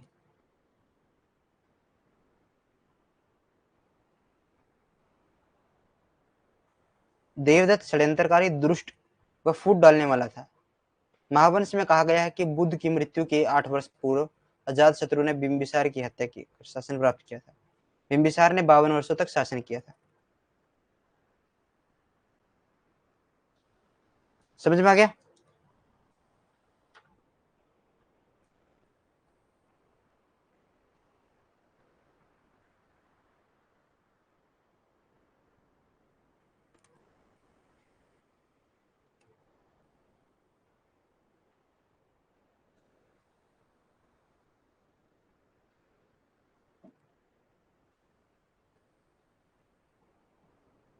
कमेंट करें एक बार, फिर आगे चलते हैं।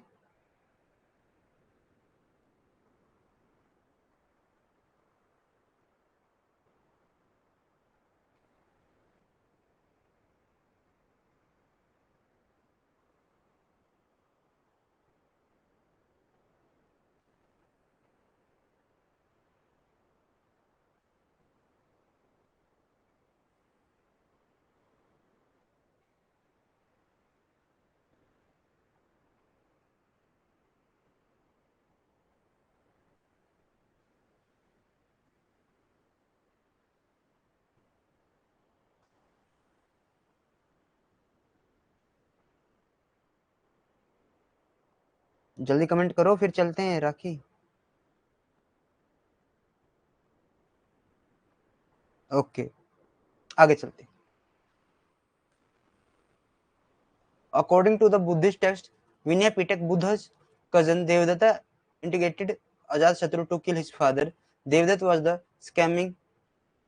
The Mahavans state that Ajatasattu killed Bimbisara 8 years before Buddha's death. This Bimbisara ruled for 52 years.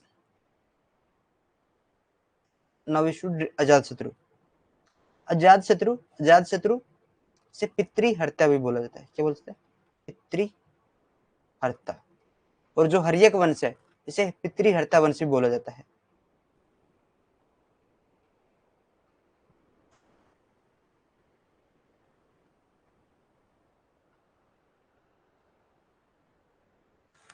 Haryanka वंश को बोला जाता है।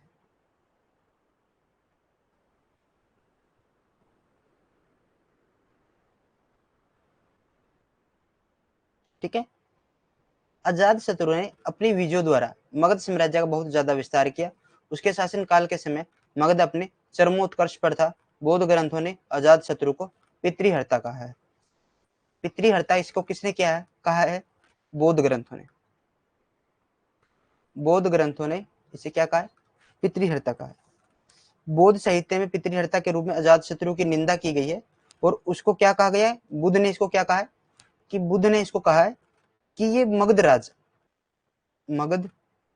राज अजातशत्रु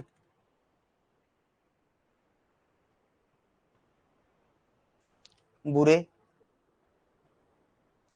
लोगों का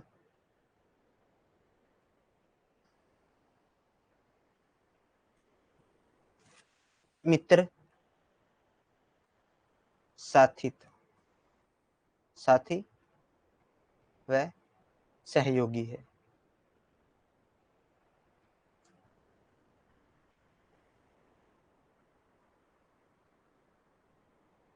ठीक है।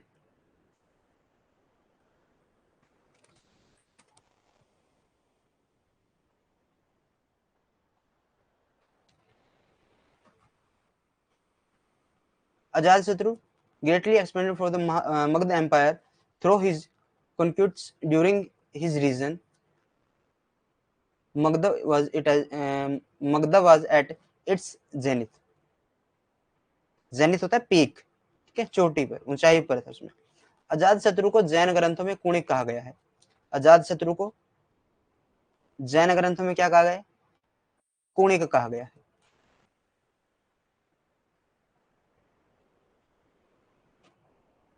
उसे अशोक चंड भी कहा गया। क्या कहा गया?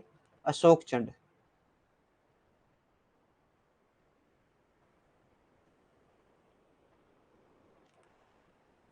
मूसिक जातक व संयुक्त निकाय के अनुसार अजात शत्रु कौशल नरेश प्रसेनजीत की बहन कौशला देवी का पुत्र था। देखो, अजात शत्रु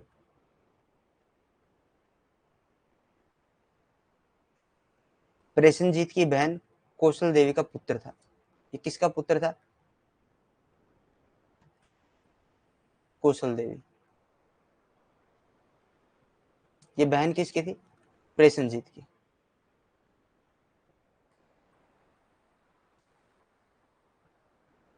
ठीक है। और ये कौशल प्रसेनजीत कहाँ का राजा था? कौशल नरेश, कौशल का राजा था।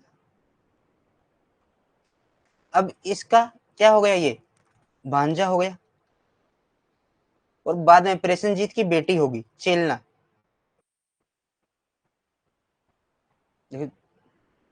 कौशल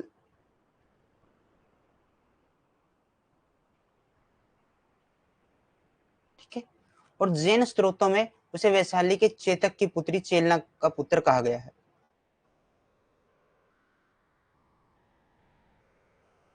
सुमंगल विलासिनी के अंदर अजातशत्रु को विदेही का पुत्र कहा गया है।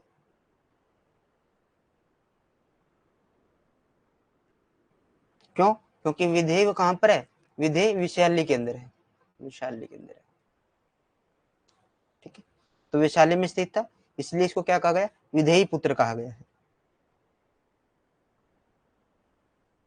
कथा कोश के अंदर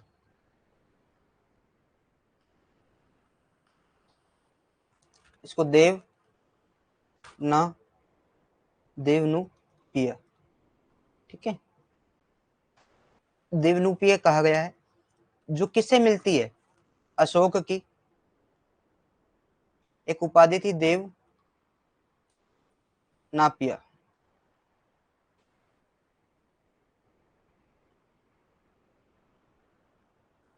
ठीक है, देव नापिया से मिलती है।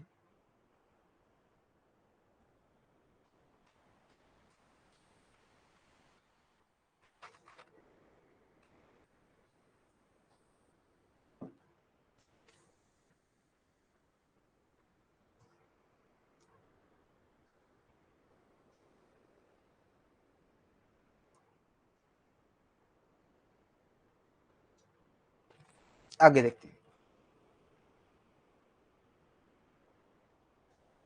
अकॉर्डिंग टू मूषिक जातक एंड सन्याकुट निकाय, Ajatashatru was the son of Koshal Devi, the sister of King Prasenjit, where in Jain sources he is said to be the son of Chelna, the daughter of Chetak of Vaishali. In Smagal Vilasani, Ajatashatru was called Vidhei son. साम्राज्य का विस्तार, कौशल के साथ युद्ध। बौद्ध ग्रंथों के अनुसार कौशल के साथ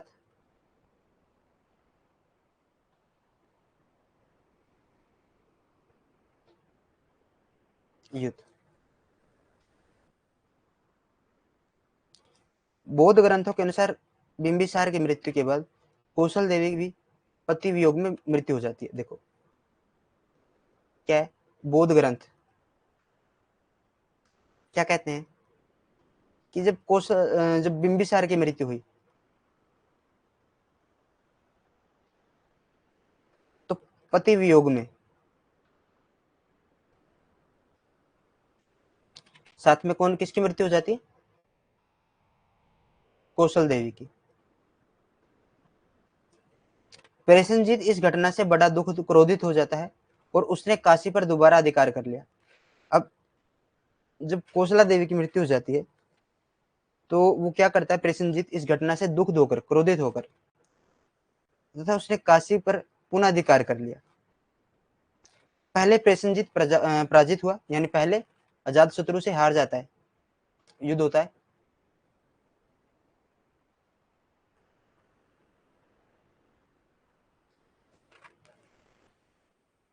प्रसेनजीत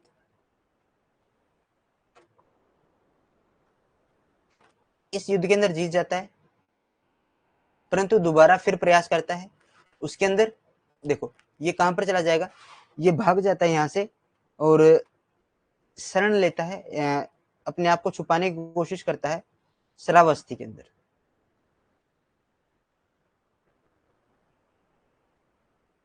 श्रावस्ती में शरण लेता है, बाद में आक्रमण करता है दोबारा फिर से, और उसके अंदर क्या होता है, जीत जाता है। और फिर इन दोनों के मध्य, दोनों के बीच क्या होती है, सहमति हो जाती है। और प्रसेनजीत की जो पुत्री होती है वजीरा, उससे अजात शत्रु शादी कर लेता है। प्रसेनजीत की मृत्यु के बाद क्या करेगा अजात शत्रु, मगध के अंदर कौशल को मिला लेगा। ठीक है, एक तो ये दामाद हो जाएगा और दूसरा भांजा हो जाएगा, तो इसको क्या क्या करेगा, मिला लेगा। इतना समझ में आ गया। बैटल विद स्किल्स, कौशल के साथ, ठीक है, Kosala. According to Buddha text, after the death of Bimbisara, Kosala Devi also died due to separation from her husband Prasenjit. Her husband Prasenjit became very angry with his incident and he took over Kasi again. First, Prasenjit was defeated and had to take refuge in Shravasti. But later Ajatashatru defeated and captured. उसको गिरफ्तार कर लेता है और उसको बंदी बनाने तक का उठान लेता है। ठीक है,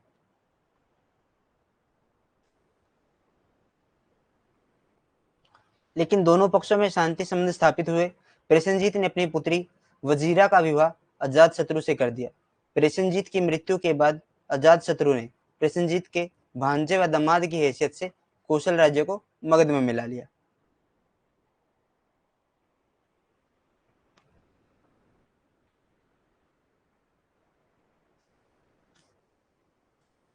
अब थोड़ी सी अजातशत्रु की धार्मिक स्थिति देख लो, तो उसके बाद क्या होता है, एक वज्जी संघ युद्ध होगा। क्या होगा, वज्जी संघ युद्ध।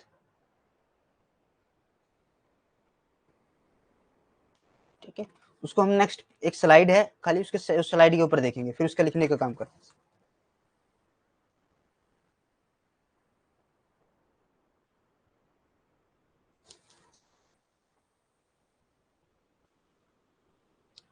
अजातशत्रु ऐसा प्रतीत होता है कि वह पहले जैन धर्म से प्रभावित था, परंतु बाद में बुद्ध धर्म से अपना लिया था।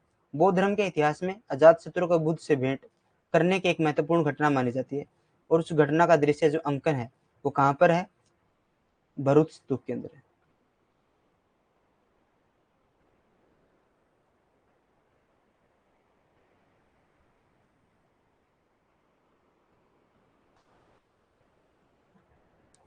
भरूच स्तूप के अंदर है।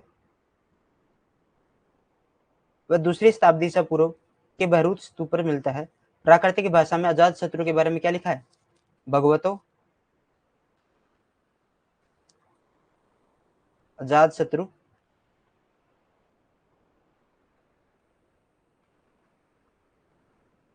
भगवतो वदन्ते।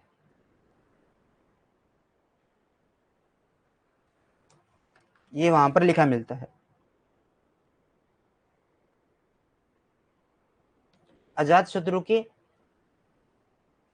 शासनकाल के 8 वर्ष बाद महात्मा बुद्ध को महापरिनिर्वाण प्राप्त हो गया।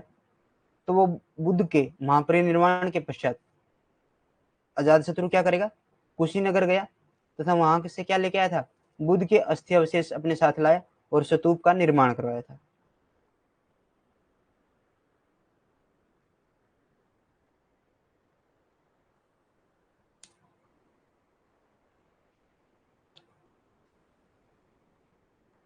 ठीक है, एक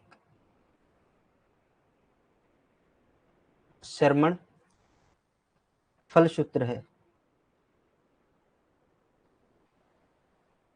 इसमें एक बात का वर्णन है कि अपने पिता की मृत्यु के बाद अजातशत्रु द्वारा अपने पिता की मृत्यु के बाद, बिंबिसार की मृत्यु के बाद 2 के पश्चात बुद्ध से भेंट करने के कारण, यानी भेंट करने का वर्णन मिलता है श्रमण फल सूत्र के अंदर।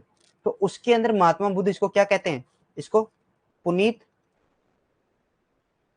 पुरुष कहते हैं। क्या कहते हैं? पुनीत पुरुष कहते हैं।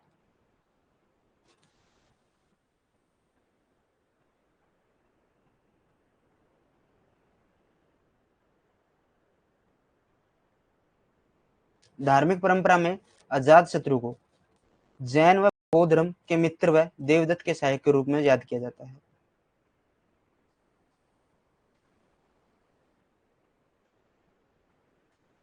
जीवक के कहने पर अजात शत्रु ने महात्मा बुद्ध की शरण ली थी। महात्मा बुद्ध की शरण अजात शत्रु ने किसके कहने पर ली थी? जीवक के कहने पर।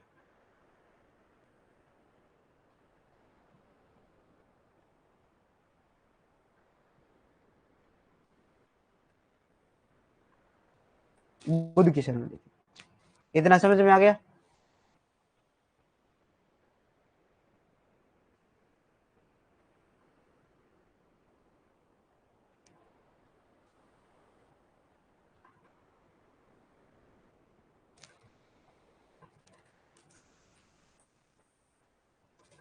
Ajatasattu appeared to have been influenced by Jainism earlier but later converted to Buddhism. Ajatasattu's encounter with mercy is considered an important event in the history of Buddhism. Ajatasattu Bhagavato Vedanta is written in natural language on the Bharut Stupa in the east. Uh, in the east. After 8 years of the reign of Ajatasattu, Mahatma Buddha attended Mahaparinirvan Stupa was built.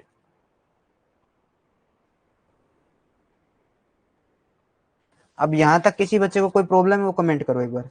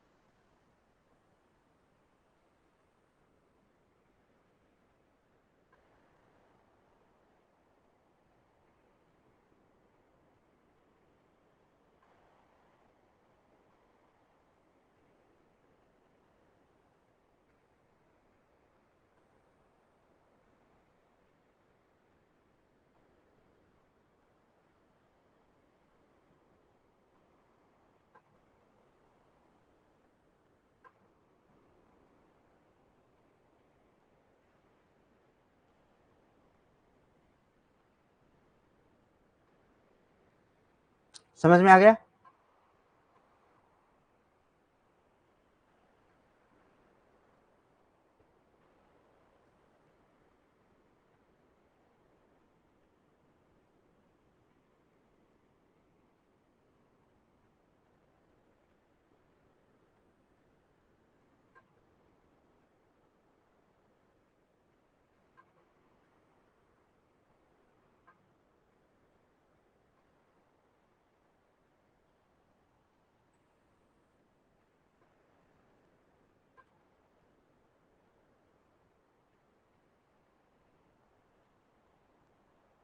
समझ में आ गया? Comment करना एक बार। फिर आपको पढ़ाते हैं वज्जी संघ और उसके साथ संघर्ष। वज्जी के साथ संघ से संघर्ष।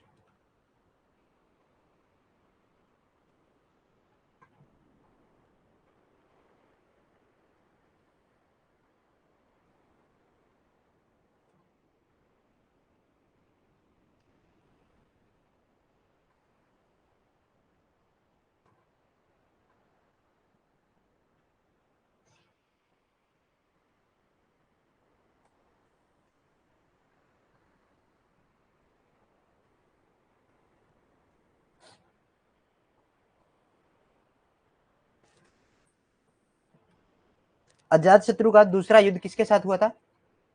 इसमें कौन कौन थे? अजात शत्रु वर्सेस कौन थे? वैशाली के लिच्छवी, वैशाली के लिच्छवियों के साथ हुआ था।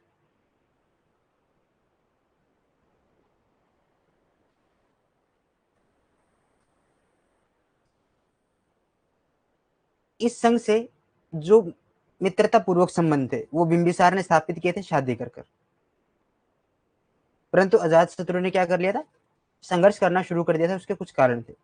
पहला कारण था कि गंगा नदी के किनारे हीरे की जो खानें हैं उनको लेकर समझौता हुआ था, और बाद में जो समझौते का उल्लंघन है वो वज्जियों के द्वारा उस समझौते का उल्लंघन किया गया था।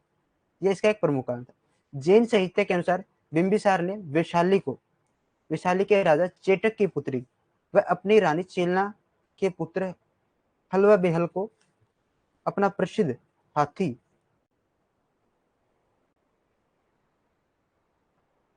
शेगण पर सूंड से जिल छिड़वा दिया था। देखो, जो जैन साहित्य है, जैन साहित्य क्या कहते हैं?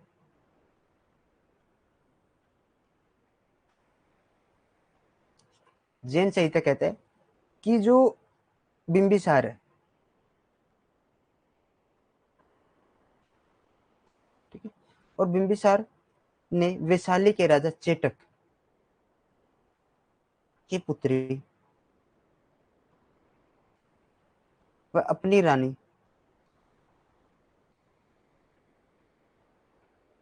चेलना के पुत्रों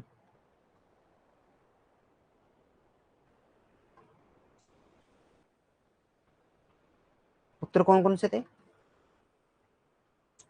हल व बेहल। क्या कर दिया था? अपने प्रसिद्ध हाथी, इनका फेमस हाथी था शेगण। कौन था? शेगण। शेगण से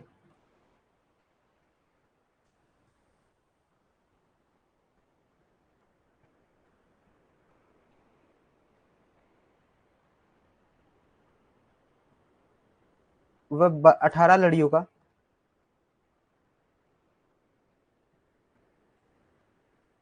एक हीरे का हार भेंट किया। राजा बनने के पश्चात अजातशत्रु ने अपनी रानी पद्मावती को उकसाने के लिए दोनों वस्तुओं की मांग की। उसने क्या कहा कि दोनों जो वस्तुएं हैं उसकी मांग की, और हल व बेहल अपने नाना चेटक के पास गए। चेटक ने उन्हें लौटाने से अस्वीकार कर दिया, जिससे क्या हो गया? अजातशत्रु और जो लिच्छवियों के विरुद्ध विद्रोह शुरू हो गया।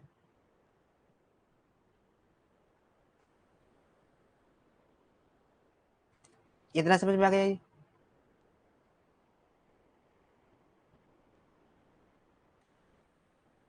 ठीक है, अब देखो,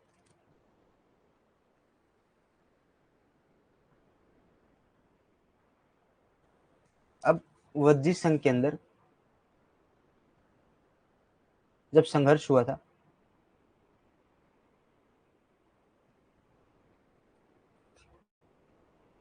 तो अजातशत्रु ने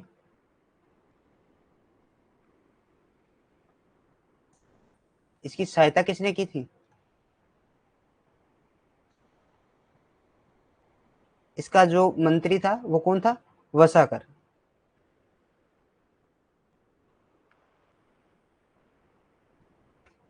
मंत्री व गुप्तचर की सहायता से वसाकर से जीता था। एक और मंत्री था इसका, अन्य मंत्री कौन थे? सुनिध। कौन था? सुनिधि या सुनिध, इसका अन्य मंत्री था। वसाकर ने, जब महात्मा बुद्ध ने वसाकर को क्या कहा था कि महात्मा बुद्ध ने अजात शत्रु के मंत्री वसाकर से अपना मत व्यक्त किया था कि वज्जी को तब तक नहीं जीता जा सकता, पराजित नहीं किया जा सकता, जब तक वह अपरी क्या अपरी हानिया अपरिहान्य है, तब तक उसको पराजित नहीं किया जा सकता। यानी एकता कि जब तक वो एक है, संगठन है, ठीक है, सद्भाव है, जब उन तक उन सभी के अंदर वज्जी संघ है ना, तो वज्जी संघ को तब तक पराजित नहीं किया जा सकता जब तक उनके बीच एकता है, संगठन है और सद्भावना है। तो वसा कर क्या करेगा, 3 सालों तक वहां पर नौकरी करेगा, जैसे जो काम करता है वहां पर जाकर वज्जी में, वज्जी संघ के अंदर फूट डालने का काम करता है फिर। और ये वहां पर न्यायाधीश का जो न्यायाधीश बन जाता है वहां पर जाकर। तो 2 प्रकार के हथियारों का प्रयोग किया जाएगा, रथ मूसल, आधुनिक टैंक, जो टैंक होते हैं ना उसके सम्मान था, और एक महाशील कट्ठा, महाशील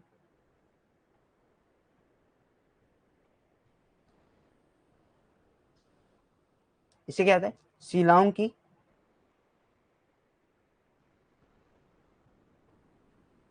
वर्षा करने वाला यंत्र।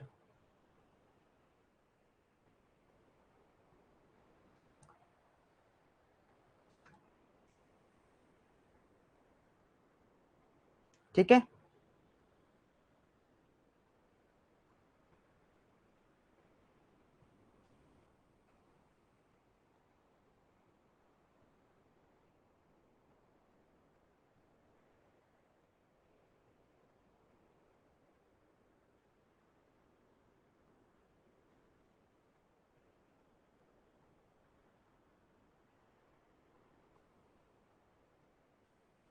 अजात शत्रु एक पाटलिपुत्र के अंदर दुर्ग बनवाएंगे, इसका निर्माण करेगा, दुर्ग का निर्माण करेगा। ठीक है, कहां पर, पाटलिपुत्र में। और उसके इनोग्रेशन के लिए, उसके उद्घाटन के लिए किसको बुलाएगा, महात्मा बुद्ध को बुलाएगा। और महात्मा बुद्ध एक भविष्यवाणी करेंगे, उस समय क्या कहेंगे कि पाटलिपुत्र भारत के, क्या करेगा कि पाटलिपुत्र भारत का प्रधान नगर व व्यापारिक केंद्र बनेगा।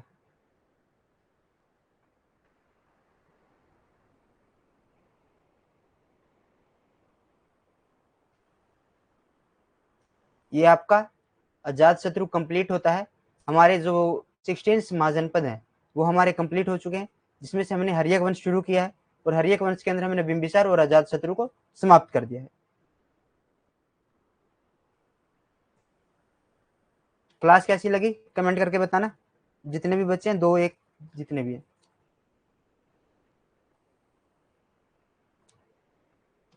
यूजीसी नेट का बैच चला हुआ है फिलर फॉर्म के लिए, जो फिलर फॉर्म पर यूजीसी नेट जून 2023 का एक न्यू बैच स्टार्ट है, जिसके अंदर पेपर फर्स्ट 6 मंथ के लिए रहेगा 1499 रुपीज के अंदर, और पेपर फर्स्ट और पेपर सेकंड रहेंगे 6 मंथ के लिए 2499 रुपीज के अंदर। पेपर सेकंड रहेगा 12 मंथ के लिए, ओनली पेपर सेकंड अगर आप 12 मंथ के लिए लेते हो तो वो रहेगा 2499 रुपीज के अंदर। अगर पेपर फर्स्ट और पेपर सेकंड दोनों लेते हो तो वो 4499 रुपीज के अंदर रहेगा, 12 मंथ की वैलिडिटी रहेगी। तो अब क्लास कैसी लगी मुझे क्लास के बारे में कमेंट कर दो।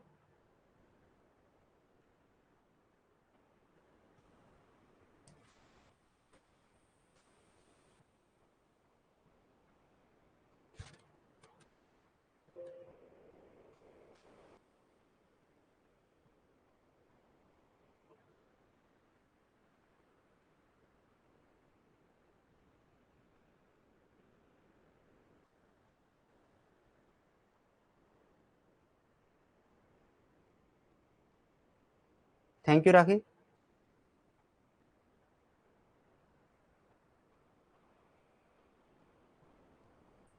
सतीश कुमार अभी तुम यहीं पर हो तो कमेंट कर नहीं रहे, क्या बात है,